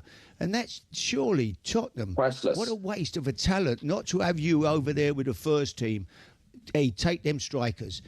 I went back to Tottenham. The first people I brought back in was Les Ferdinand, Tim Sherwood. Come and work with the kids. Come and work with the kids every day. Yeah. You're part of the history of the football club. You're Tottenham. You've been here. You've played here. Go and work, Les Ferdinand. Go and work with the young kids. But it doesn't happen anymore. It's sad, and that's a big problem. I think, Gabs, just to tell you that, I remember, obviously, like the boss said, I remember Les coming over, and obviously Tim and that. And it was, for me, it was amazing. I finished in training, and I'm doing finishing with Les Ferdinand and Clive Allen. 2 players that have been there, been in the arena. Clive, got that experience. Listen, I'm not saying that you have to play that at the top level to coach and to get a tune out of some players and that. But for me at Tottenham at the time, where I was an experienced player at the time, playing for England and that, but still to have someone there like Les Ferdinand and Clive Allen, it was massive for me. And you don't get that. Without talking about people like Joe Jordan. I mean, Joe was no mean striker either in his day, was he? But we had football people. You surrounded yourself with football people. Kevin Bond was great for me. Football people who knew the club and understood the running of Tottenham, the history of the club. And I think that is important. I think that's gone. We keep bringing in more and more foreign managers who come in. They don't know the history of the club. They've probably got no interest in the youth team because they're thinking, well, I'm not going to... Why am I interested in them young kids, 14, 15? I'm not going to be here in 6 years' time. Yeah. I'm not going to go over and watch them train. Whereas back in what you did every day, you watched the kids. You went to every youth game. Ron Greenwood, when I grew up at West Ham, he went to every single youth game. He'd travel everywhere watching the kids. And I was the same when you played in the youth team, Joe. I'd be there every Saturday morning watching you, watching Frank, Rio, Joe, all them, Michael Carrick, Glenn Johnson, watching all you kids play. It doesn't happen anymore. Jermaine, sorry, go on. Oh, no, what I was going to say is, you can imagine, Gabs, like when I signed for West Ham when I was 16, like the boss just said there, I remember looking over, at Chadwell Heath, and you got the manager of the football club standing there watching the first half of the game before he goes to Upton Park to be with the first team. And the parents every seeing Saturday, that. Every Saturday, what that does to a 16-year-old, it was amazing. I just don't think you get that now. The importance of having the academy and the manager of the football club showing an interest. Sir Alex Ferguson did the same thing. Sir Alex Ferguson knew every Alex player. was the same. Yeah. I'd go to Old Trafford and I'd have a cup of tea with Alex in his office before the game, and he'd tell me about Ravel Morrison. We've got a 12-year-old kid here, Ravel Morrison, genius. He's wayward. And he would talk about, I'd say, well, I've got Joe Cole and whatever. And then he goes and tries to nick Joe off me, Alex. Next thing, he's sending Joe a shirt, number 10. Joe, this is your shirt when you play for Man United. And he's got Joe on the coach taking him to the cup final, But Alex was, every youth game he would be at. He knew every kid at the football club. And that was great last week. I hear that Michael Carrick and his staff were at the youth game watching the Man United youth team. They should be there. That is the future of your football club. Go and watch them kids. You want to produce. There's nothing like producing kids out the youth team like you did, Gabby, back in the day. But it's training as well. I used to love being in the academy and training on the pitch next to the first team. Because you're training so hard, aren't you, Jermaine, thinking like, one of the coaches looks over and sees me, I might get in with the first team. Yeah. But Gab, Jermaine, we laugh. I loaned him out. I loaned him out to Bournemouth. That was your first move, Jay, wasn't it? Yeah. I get a phone call from Mel Major, the manager at Bournemouth, and rings me up in the bottom of the league. And Mel and Sean O'Driscoll were there, and he said, Harry, we're struggling. He said, we're going to get relegated. We can't score a goal. He said, we need a striker. Have you got anybody at West Ham, He said, we've only got one loan left, so we can't make a mistake. It's our last throw of the dice. He said, I said, I've got a kid here you can have. He said, no, we don't need a kid. It's like, he said, this league, it's a tough league. I said, well, he's a good kid, he's a bit different. He said, how old is he? I said, well, he's 17, He said, how big is he? I said, he's about 5'6". He went, you're having a laugh, Harry, aren't you? He said, the one thing I don't need is a 17-year-old 5'6" striker. I said, yeah, but he ain't normal. I said, I'm telling you, he's a bit different. I said, I'll tell you what to do. Take him. Don't use your loan. I'll tell him, I said, he's a great lad. He's coming down for a few days just to something different to train with you. If you don't want him and don't want to use your loan, he'll come back. It's not a problem. He's going to be in my first team in a few months anyway. So Mel takes him. First morning, he rings me. My phone keeps going after training. Harry, can we have him for the season? He said we had a practice match this morning. I think he scored about 5 goals. And then he went and played there. And his first 10 games, 10 consecutive games he scored. Broke the record. There you go, Jermaine. It's nice to be called different, isn't it? Listen, Jermaine, just while we've got you, because I know we're going to have to let you run, if Spurs do go down, would you want to be there and help them rebuild and go back up again? Would you want to be part of that project? 100%, obviously, with the boss. But I mean, of course. I'll take him in. He's my first signing. I don't hold your breath waiting for it to happen, Jay. I know. Because I don't think I will get the phone call. But if I did, I'd bring him back. O'Hara's fuming. O'Hara's absolutely fuming, Harry. Jamie can be involved. Jamie can be involved. Jamie, we'll bring Jamie back with a bit of comedy. Water boy. yeah, of course. Jermaine, thank you so much for your time today. It's been brilliant to have you. I wish you were here with us. Just very quickly, what do you think is going to happen next? And if Daniel Levy was still at Spurs, do you think they would be in this mess now? Listen, I just feel like I think a lot of times, you it's funny how you appreciate people for what they've done when they're not there anymore. He done an amazing job. I know there was a lot of noise around Daniel when he was there, and he's not there anymore. And people sort of like, I bump into Spurs fans all the time, and they say, if Daniel was there, we won't be in this mess. But it's the reality, and I just hope that these group of players now find something within them to get out of it. And for me, it's not even about performances; it's just results. It's just winning football matches and that. But it is going to be tough because, like I mentioned before, the other teams in and around it are playing well. Yeah. All right, Jermain Defoe. Legend, mate. Legend. Good to speak to you. Guys. Thanks for your time. Cheers, boss. Cheers everyone. Thank you. Fire up the private jet. Come and join us. Jermain Defoe live on talkSPORT Breakfast. We're at Cheltenham. We're building up to a huge day of racing action. More on that with Sir AP McCoy coming next. And more Harry Redknapp on the way as well.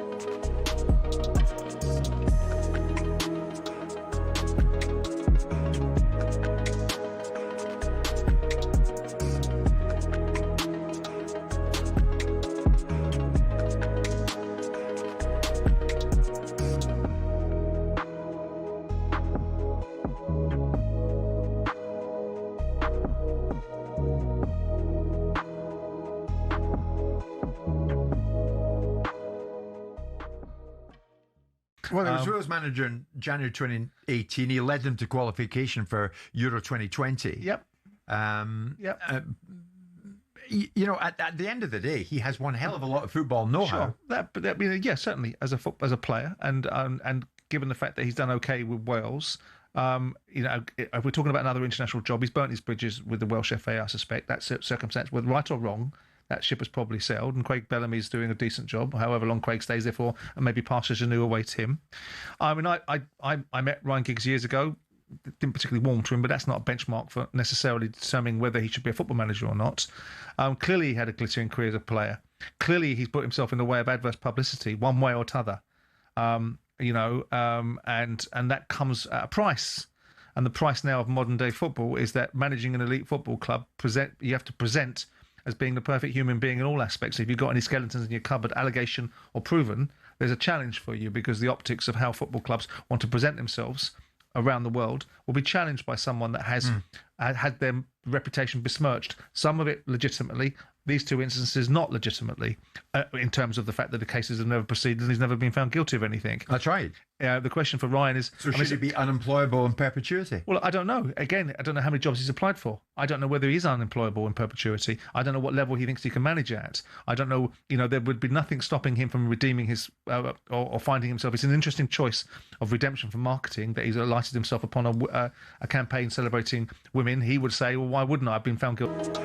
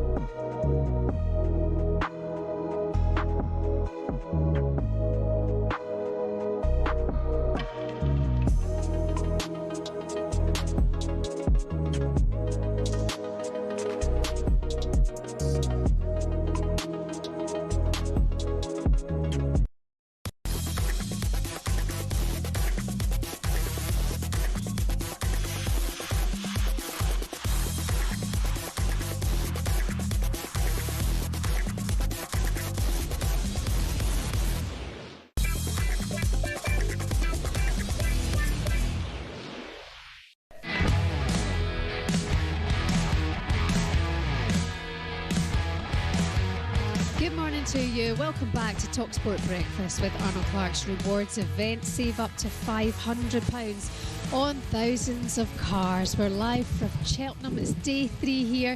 It's looking good out there. A good day for the races, Gabs. I don't want to jinx it, but no brawlies yesterday. No. Everyone was having fun in the sun. It was absolutely brilliant. Alan Brazil resting up. He's back with you tomorrow here on talkSPORT Breakfast for Cheltenham's Gold Cup Day. Harry Redknapp is with us. He's looking for a winner tomorrow, of course, with the Jukebox Man. And Gabby is going to get picked up by his bird at 10 o'clock sharp and taken up the road. Well, it's true. Where are you going? He won't come out. No, he won't come out. No. Today I'm heading back. Mona's picking him up, 10 o'clock sharp. After the show. He's taking him home. He's taking him home. He's boring. Right, now time to get the latest odds with Coral. The Coral Daily Download on talkSPORT with Coral. We're here to make this Cheltenham Festival more rewarding. 18 plus, gambleaware.org. And the second best looking man at Coral, Dave Stevens, is with us now. After John Hill. After John Hill. I'll take that. Okay. Listen, it's great. Normally, every time I see H, obviously, the first thing we talk about is Portsmouth. Yeah. A, we don't need to talk about Portsmouth, Harry, because there's nothing good to say at the moment. No, they'll be right. But B, there's only one thing to talk to you about this week. Are you excited? Yeah, I mean, last night, I'll be honest, I didn't hardly sleep last night. It was like I'm running that race a million times. How do you feel, like, compared to, say, like the night before the 2008 FA Cup final? Yeah, nervous, same sort of feeling, really. Yeah. Oh, my God, you know, were you waiting for that... when that tape goes up tomorrow, it'll be nothing you can do. Nothing now, you is can there, do. with No, the, you're in the hands horse. of the horse and Ben Jones. We should just repeat. This is the Jukebox Man, of course. Yeah. Who Harry is now. I mean, this is a good a Gold Cup as I can remember since the Corto Star Denman era. It's 4-1 co-favourites of 3. Yeah. That's how good this race is. Gaelic Warrior, Django Bate, and your horse, the Jukebox. You are going to have a favourite in a Gold Cup. I mean, you must be pinching yourself. I am pinching, yeah. I mean, when Ben said to me last year, you know, he said, listen, we'll be back next year. We got injured just before Cheltenham last year, didn't we? Yeah. He couldn't run in the Browns advisory, and he said, don't worry, we'll be back next year to run in the Gold Cup. I thought, oh, yeah, you know, I take it all in. But, yeah, we're here, and he's done an amazing job with him, Ben Pauling. So when we come here... Listen, winning the King George, I mean, it was incredible for me to win the King George at Kempton this year was a dream. And then now we come here with a chance. So we know how tough it's going to be. Fantastic trainers, you know, they're all banging form at the moment. The trainers are all knocking out winners here, aren't they? Henderson, Nicky and Willie Mullins, Gavin Cromwell, Rebecca Curtis is a fantastic trainer, that's got a big chance with Sean Bowen on it. It's a very open race. Just to set the scene, Gab, Shaban. Yes. Harry mentioned the King George, the elaborate King George that Harry's horse won was a brilliant performance, brilliant race. That's almost like winning the Premier League title. The Gold Cup is then the Champions League. Yeah. So it's the Champions League final. The big one. These are the two big ones. He's already won one, and now he's got. Genuinely, I've backed this horse already. Yeah. I think he'll love the extra 2 furlongs up the Cheltenham Hill. He won't mind any rain, will he? I'm getting excited. Kids on Christmas over there. Keep going, Steve. He's ridden by Ben Jones, who's having an unbelievable season. Amazing. Talk about a player at the top of that game. Ben Jones is. Ben Pauling's having a great season. And look, let's be under no illusions. It is the Champions League I'm talking about. So you face Gaelic Warrior from Willie Mullins. Absolutely. You face Django Bay from Nicky, who's having a great week. Last year's winner, I know the way you're thinking. We're here from AP McCoy about that one. Great dawning for Dan Scout. I mean, of course. Every single horse that you want to see is running. But you are in there as a favourite. We're in there with a chance. Yeah. So, it's exciting, isn't it? I mean, it's a long time ago when I first started out, my first share in a horse, when I was manager of Bournemouth, we bought a little horse called Slick Cherry, because we were the Cherries, Bournemouth, so we called it Slick Cherry. Yeah. Me and about 8 of the lads, I think we all put a couple of £100 each in, Never thought I'd end up here with a Gold Cup runner, but it's what I love though, Steve, was when Harry explained earlier that when the race is about to start tomorrow, he wants to be on his own. Yeah. Not even any of his lads are allowed near him. No, Get I'm away on my from own. him. Just please don't, there's nothing. I'm going to win, Harry. There's about 12 fences to jump. Yeah. But I do look joking apart. But the King George we spoke about, it was a brilliant story for racing. Because not only was it a brilliant race, but it was the right outcome. And that's no offence to the other horses involved. I love the trainers of those. But Harry takes the sport onto the front pages. Yep. Everyone knows Harry, not just from football, from I'm a Celebrity, from the wider world. And it's that feel-good factor to it that I think is why this is going to be one of the best-backed horses of the week. The Gold Cup is the biggest betting race of the week, without any question. Your horse, I do think, if it doesn't start favourite, it'll be very close to favourite. Yeah. Because there's going to be a huge amount of support interest, there. Yeah. And he's got a massive chance on the form. But look, it isn't just about you this week. Your old Mucker Sir Alex could have a winner today with Regent Stroll. Yeah. He's 9-2, second favourite in the second race. But it was a tough day yesterday, Harry. You were here, obviously. Yeah. Pundit. It was a tough day yesterday for punters. The good news is now, with a bet builder, a new thing we got for this year's festival, you don't even have to back a winner to have a winning bet. And I've just picked one out today in that second race. Regent Stroll to finish in the first 3. The Bluesman for Sean Bowen, we've mentioned, champion jockey. And Western Knight for our Coral Ambassador Joe Tizard to finish in the top 10. The Bluesman top 6. Regent Stroll top 3. 14-1. So we don't even have... Now, we're not doing any of that nonsense for the Jukebox Man, by the way. Yeah. The Jukebox Man is to win. Absolutely. Please, God. Dave Stevens, brilliant stuff. Thank you so much. We Steve-o, will well done. see you here across the day. That was a look at the latest odds with Coral. 18+, begambleaware.org. The Coral Daily Download on talkSPORT with Coral's Rewards Shaker. Make this Cheltenham Festival more rewarding with 100,000 free bets to be won every day. 18+ online. Max 1 reward per player per day. 8 a.m. to 8 p.m. Reward restrictions and T's and C's apply. Gambleaware.org.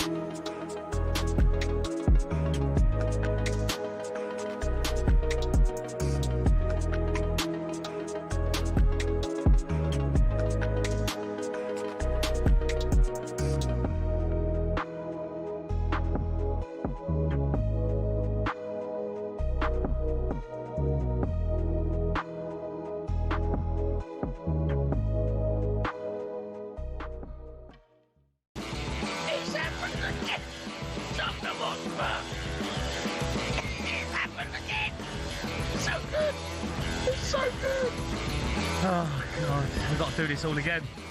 Yeah. Welcome to the Sports Bar. I'm Jermain Defoe. See him over there. Has anyone seen Spurs? Jermain Defoe, can you hear me, Pooh? Your voice went hell of a beating. He got chewed up. He got chewed up again. The new manager Trouts. Can you hear me, new manager Trouts? Your voice went hell of a beating. Chicky. Chicky. Can you hear me, Chicky? Your voice went hell of a beating. Encouraging signs. Do your favour. Encouraging signs. The only encouraging signs they turned up. Can you hear me, signs? Your voice went hell of a beating. Slipski and goal. What's going on? Slipski. Everyone was wearing roller skates. Mickey can't defend. No goal, Mawadi. Can you hear me, Mawadi? You're going to win it. Never beaten Beyonce. Europa League champions. Europa League champions. The big cockerel. Can you hear me, cockerel? You're going to win it. Never beaten the Gregs and Tottenham Road. The SI signing. What happened to that? What happened to that? The Morgan White signing. What happened to that? Big Ange. Can you hear me, Tottenham? You're going to win. Hell of a beating again. Deary me, what is going on? What is going on? Spurs, they've done it again. Shambles, get rid of this guy. He's got to go now. Sack him, sack him, sack him, sack him.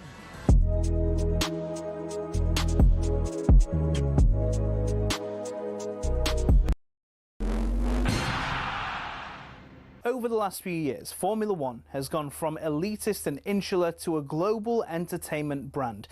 The transformation's down to American investment group Liberty Media, who cultivated a new image for the sport since buying it in 2016.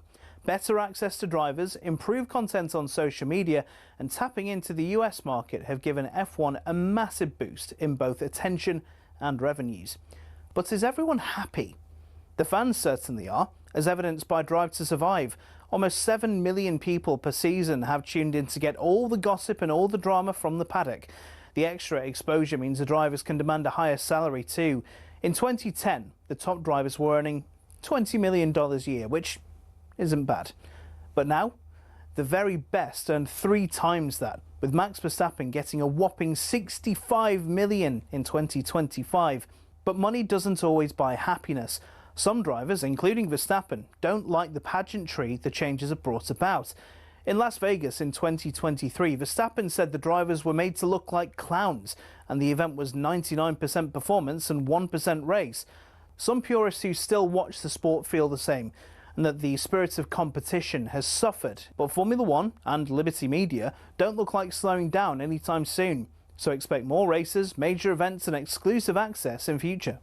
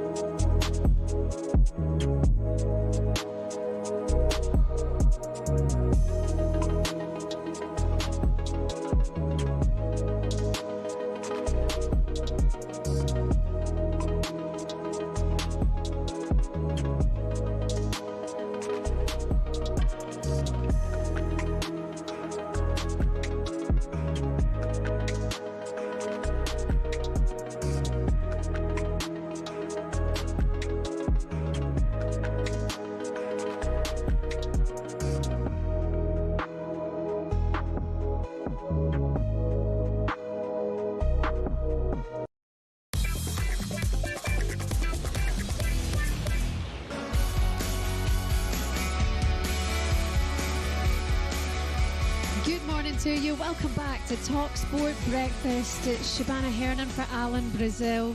King of Cheltenham himself is back with you tomorrow on talkSPORT Breakfast for Gold Cup Day. Just needs a little bit more rest, but he's doing well. Gabby Agbonlahor is here. The legend Harry Redknapp live from Cheltenham Festival with Cora. We're having a great morning so far.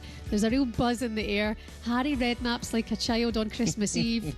Ahead of Jukebox Man tomorrow in the Gold Cup. It's brilliant. Delighted to say we have another great day of action here on talkSPORT Day 3 at Cheltenham Festival. It's meant to be St Paddy's Day, so pleased to see racing royalty, the Irishman himself, dressed in a fine green. Sir AP McCoy is with us today. Hello. Yeah, nice to see you all. Nice that I better come sort of relatively Yeah, patriotic for the day. flying the flag. Yep. Yeah, exactly that. You're working at ITV for their racing action. How's that all going? You enjoying Yeah, it? good. Yeah, it's brilliant racing, as you would expect here at Cheltenham. The last couple of days has been, been brilliant, competitive, hard to win. That's the way it should be. Yeah, you came straight in and you said to Harry, "You're nervous, you're nervous." He I said know. he's not sleeping. Such a great way to be. Yeah. I used to love coming to Cheltenham. I used to hate coming to Cheltenham and I wasn't nervous and I slept well because it just meant it's not good because you don't have really good chances or you're not worried. Or the best thing to do is to not be able to sleep and be nervous. Gabby will tell you, people ask you about big sporting events. If you're not nervous, there's something wrong. It's obviously about how you challenge the nerves, but it's great to wake up and tomorrow morning, like, he'll be walking the box big time, so he will. Buzzing. How do you channel the nerves, Harry? Difficult, really, isn't it? But tomorrow morning, I think I'm going to be so busy running around trying to organise tickets for people. It's like being a football manager again. You know, It's shocking, isn't it? It's shocking. I know. Cup final or something. When everybody, they ring up the last minute. Oh, my tickets are all right. And you think, I forgot him. James, my son's coming tomorrow. My granddaughter's coming. They're all coming tomorrow. So I've had to get a box for them, which wasn't. I need to win the Gold Cup to pay for the box. You spot on about the nerves though, because any game I played in, it was weird. When you had pre-match 3.5 hours before the game, I felt a bit of a sicky feeling. Yeah. I had to force the food down me for the game. I didn't feel like I wanted to eat. Yeah. When the game started, I was fine. I loved coming to Cheltenham, having a really sharp price favourite or whatever, thinking, having the nerves going through me, thinking that I couldn't. Having really, really good rides coming to Cheltenham and being nervous is just the best feeling ever. Well, it worked for you, didn't it? It did. Absolutely, it did. Let's go back to yesterday, shall we? Can we start on this subject of this racial abuse that happened between Nico de Bonville and Declan Queally, allegedly? Well, I'm not the brightest person in the world, but it's xenophobic, isn't it? It's not racial because he's calling them and whatever, and he actually didn't call him in.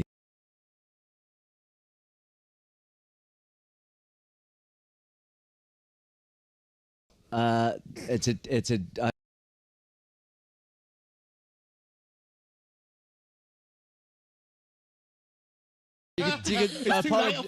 apologise, listeners. I apologise, listeners. This is why I'm not allowed out very often. Anyway, sorry about that. I apologise. Anyway, it's okay. It's a heated moment. What do people expect? A lot of people will have said that Nico de Bonville. A lot of people say that he was picking on such. The only thing I would say about Nico de Bonville is that he was trying to help the starters, not standing up for them, because when I initially watched it on ITV, I actually thought that Nico was giving out to Declan Queally for being on his inside. But Declan Queally had as much right to be there as what Nico de Bonville did. Okay. But he wasn't. It was because the start was being charged and he was trying to help the starter. This is what Nico said.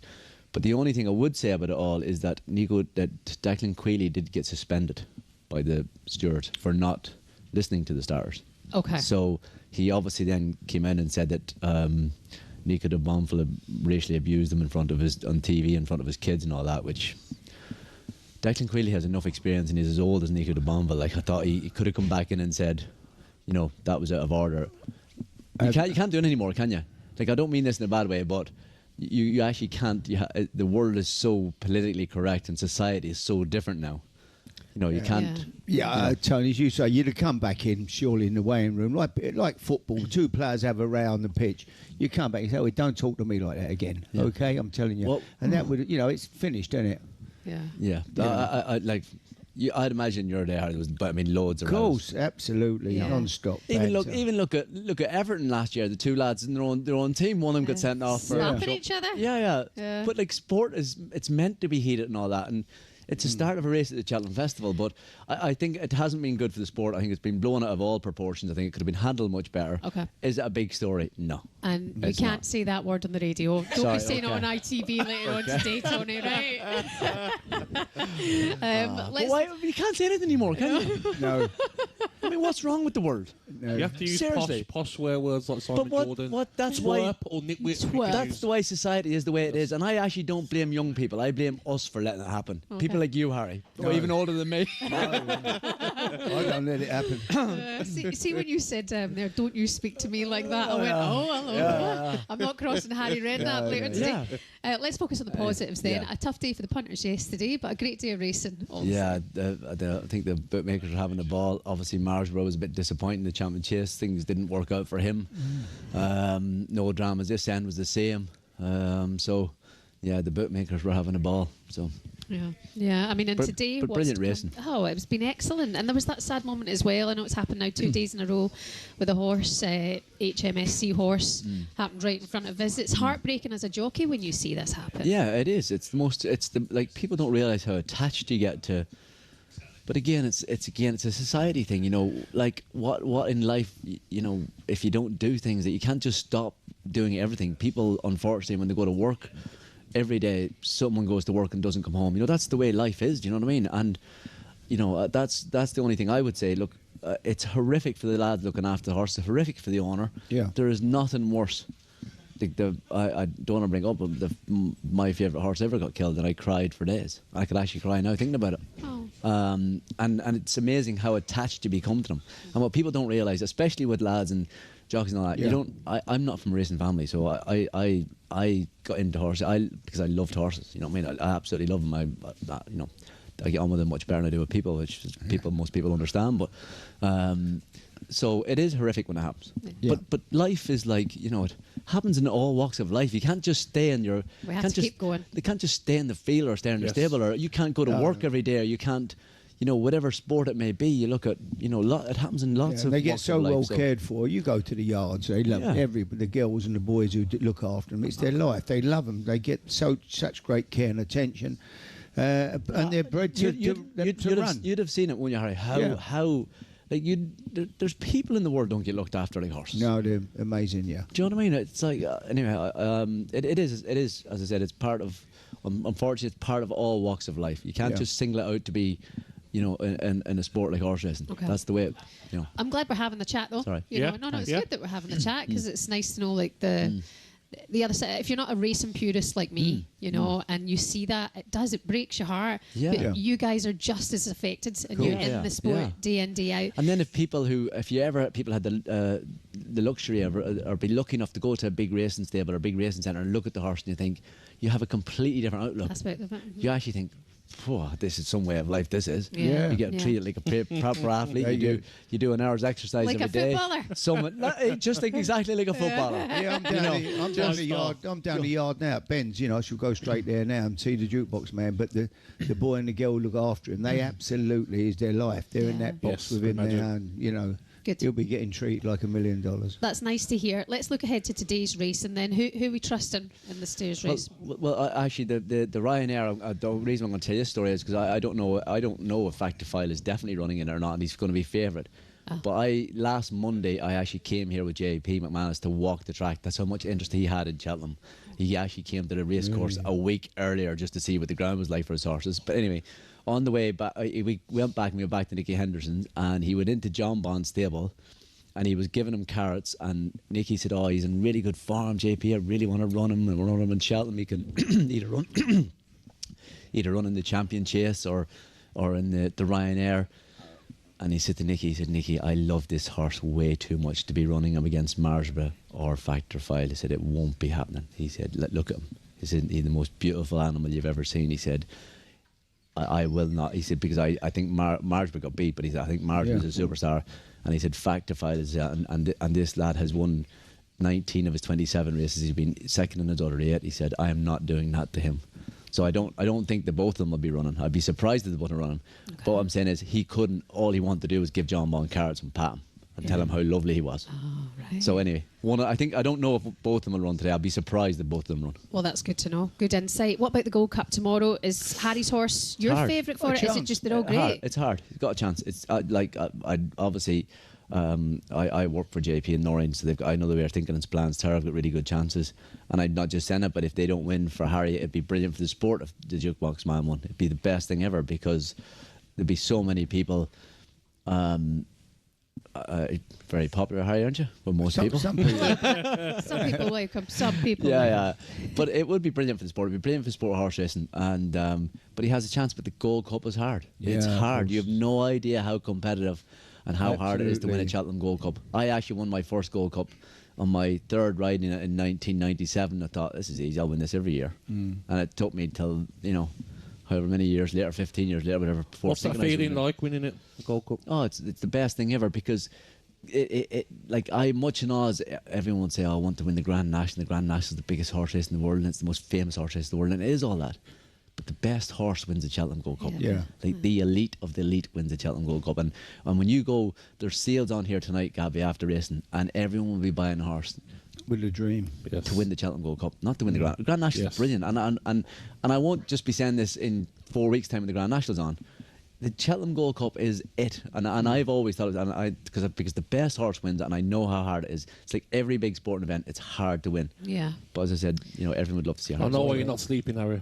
Sorry, Harry. Sorry, Harry. I'm just calming the nerves here. Wide open. It's wide hard. open. Let's get you some melatonin for tonight. It is, honestly, there's so many horses here with chances. The King George was a brilliant race, and you could look at it in lots of different ways. So I was watching thinking, Gallic Warrior, if it had gone quicker, he might have won. A lot of people say, Django Bay. But Django Bay was in the best position turning in. He was in front of all the others and he still couldn't win. And when he went round the gate past the winning post, he actually was going in the gate and the others were still going around the bend. So I was thinking, I'm not sure, but who knows? The Gold Cup's a totally different thing, and it's all about how their prep is and how they've been. So and last year's winner would be dangerous, wouldn't he?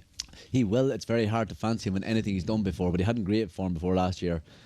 If he won, you wouldn't be thinking, oh my God, how did he win? Yeah. But you wouldn't be saying he's the first one I'd pick. Okay. Well, listen, we could listen to you all day. Thank you so much for your time. For saying the things I shouldn't be saying. No, brilliant. I apologise to all the listeners for that. You've gone up a notch, Tony. You have. You're back on ITV as their pundit today, Sir AP McCoy, with us here at Cheltenham Racecourse. Thank you. And have yourself a great day. You can hear all the racing live from Cheltenham Festival right here on talkSPORT throughout the afternoon, as always, whilst over on talkSPORT 2. 10 a.m, Rupert Bell, Lizzie Kelly bringing you all of the Cheltenham preview show, so make sure you get stuck into that. AP co-presenter on ITV Racing.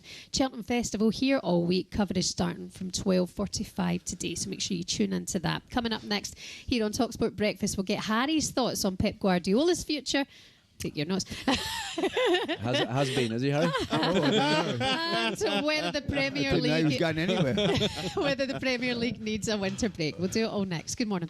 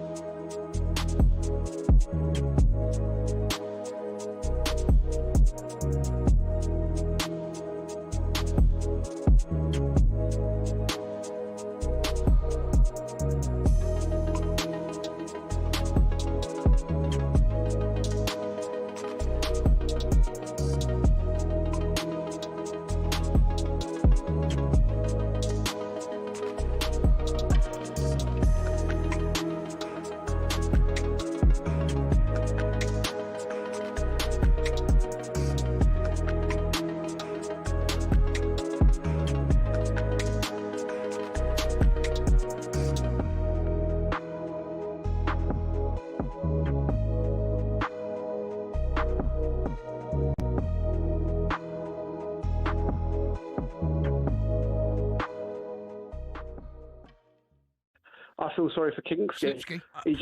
Yeah, I feel sorry for him, Jim. I feel sorry for him. I feel sorry for him on a human level, right? I feel sorry for him, right? 22 years old. He's been thrown in the deep end. I get it, and he's had a stinker, right? But he is a professional footballer. Like, he is a professional football player. He's the number 2 for Tottenham Hotspur. Like, you have got to have... Like, you're meant to be a decent keeper. You cannot come in a Champions League fixture and do what he done. Like, like, on a human level, I get it. You feel for him. Igor Tudor is an absolute charlatan for putting him in there in the first place to make that decision. It's not his fault, is it? Well, it is his fault because he picked him. No, but, and then he dragged him, and then he didn't even put his arm around him to say, don't worry, lad. He just walked down the tunnel, crying. Right, listen, I've got an idea. Igor Tudor didn't even put his arm around him to say, listen, Jay, I've got an idea. Right? Harry Redknapp. It's been my choice for a number of weeks now. Harry Redknapp is not... No, hold on. Harry Redknapp is my number 1, right? He's got the Gold Cup coming up Friday. He wins that. Jukebox Man. He's on a high. He's going in the jungle. We've heard he's going in the jungle, right? All Spurs fans should vote him out early. Vote him out early. Spurs fans, you can still play a part in your season. Vote him out early, and he may rock up to save your season.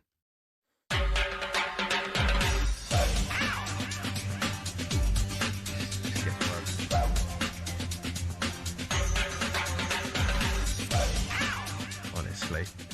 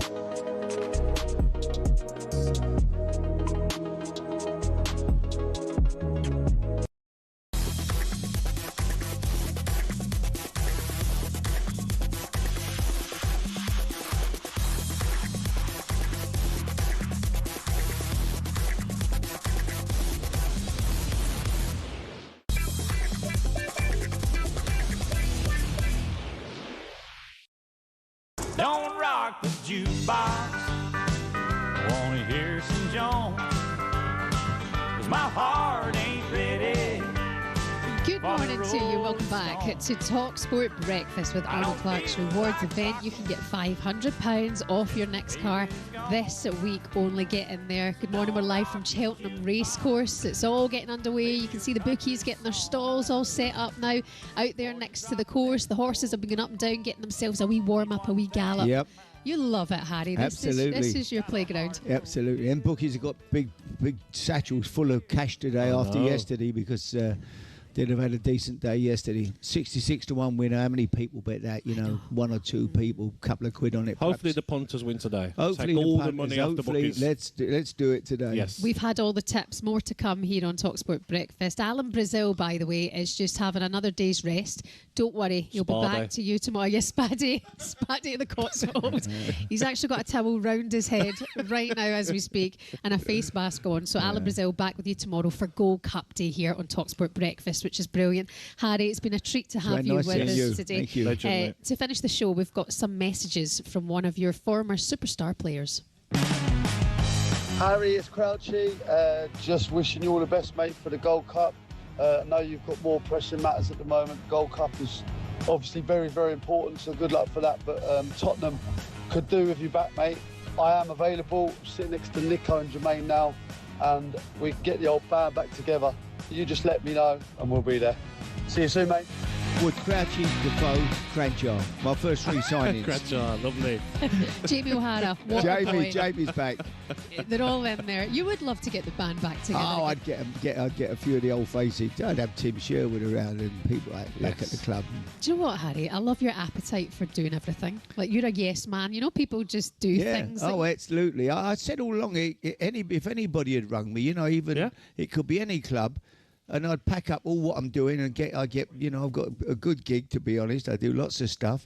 I'd give it all up just to go back and So why have you got the call today and you have to start tomorrow? I'd have to go, wouldn't I? I'd be there. After Gold Cup? I'd find an excuse for being late. Don't feel well. There's traffic on the way. Going back, Ange Postecoglou had spoken about the club's lack of ambition that he felt when he was there. Other managers have said it before. Did you ever feel that? Only late on when I think we were sitting second in the league around Christmas time, and we had a chance to make a couple of good signings, and at the time they wouldn't do it, you know. But overall, I mean, you look at what they've achieved in terms of off the field with the training ground, with the stadium, and they have bought players, but they've never quite gone for the creme. You know, when like Declan Rice was available, they should have been challenging. If Tottenham want to be as big as Arsenal, they should be challenging him at Declan Rice. They should be going in for Guy when he leaves, you know, trying to get him and making the boy, you know, Semenyo at Bournemouth. They should have been pushing the boat out to try to get him, you know. Eze as well. I mean, they were linked to Eze. You Why did they know, not get that there done? was the two centre halves at Bournemouth last year. Yeah. The boy Hyson, 19, went to Top Real player. Madrid. You know, they should have been knocking the door down trying to get him. That is what their recruitment people should be doing. We were saying earlier on this morning, you know, the English clubs in the Champions League have been almost a wee bit disappointing. Yeah. It's still early days, but a wee bit disappointing. Do you think the Premier League needs the winter break in order to see clubs do better at this stage of the season in Europe? I don't know. The only problem, man, you have a winter break and they'll be jetting off to play in, you know, they'll be jetting off to play all over the world, They're won't not they? going to say their prayers somewhere nice and quiet. Sandy Lane, Barbados. Pre-season now. They get pre-season. We used to go down to Devon, stay at Nigel Mansell's hotel, Woodbury Park, somewhere near Exeter. They had a fantastic pitch there. We'd train there. We'd train morning, afternoon, have a little game of golf in the evening, all the lads, 5 o'clock, let them go out on a buggy, and we'd play Plymouth, Exeter, Torquay or whatever. Now they fly off to Australia or they fly to Japan, China.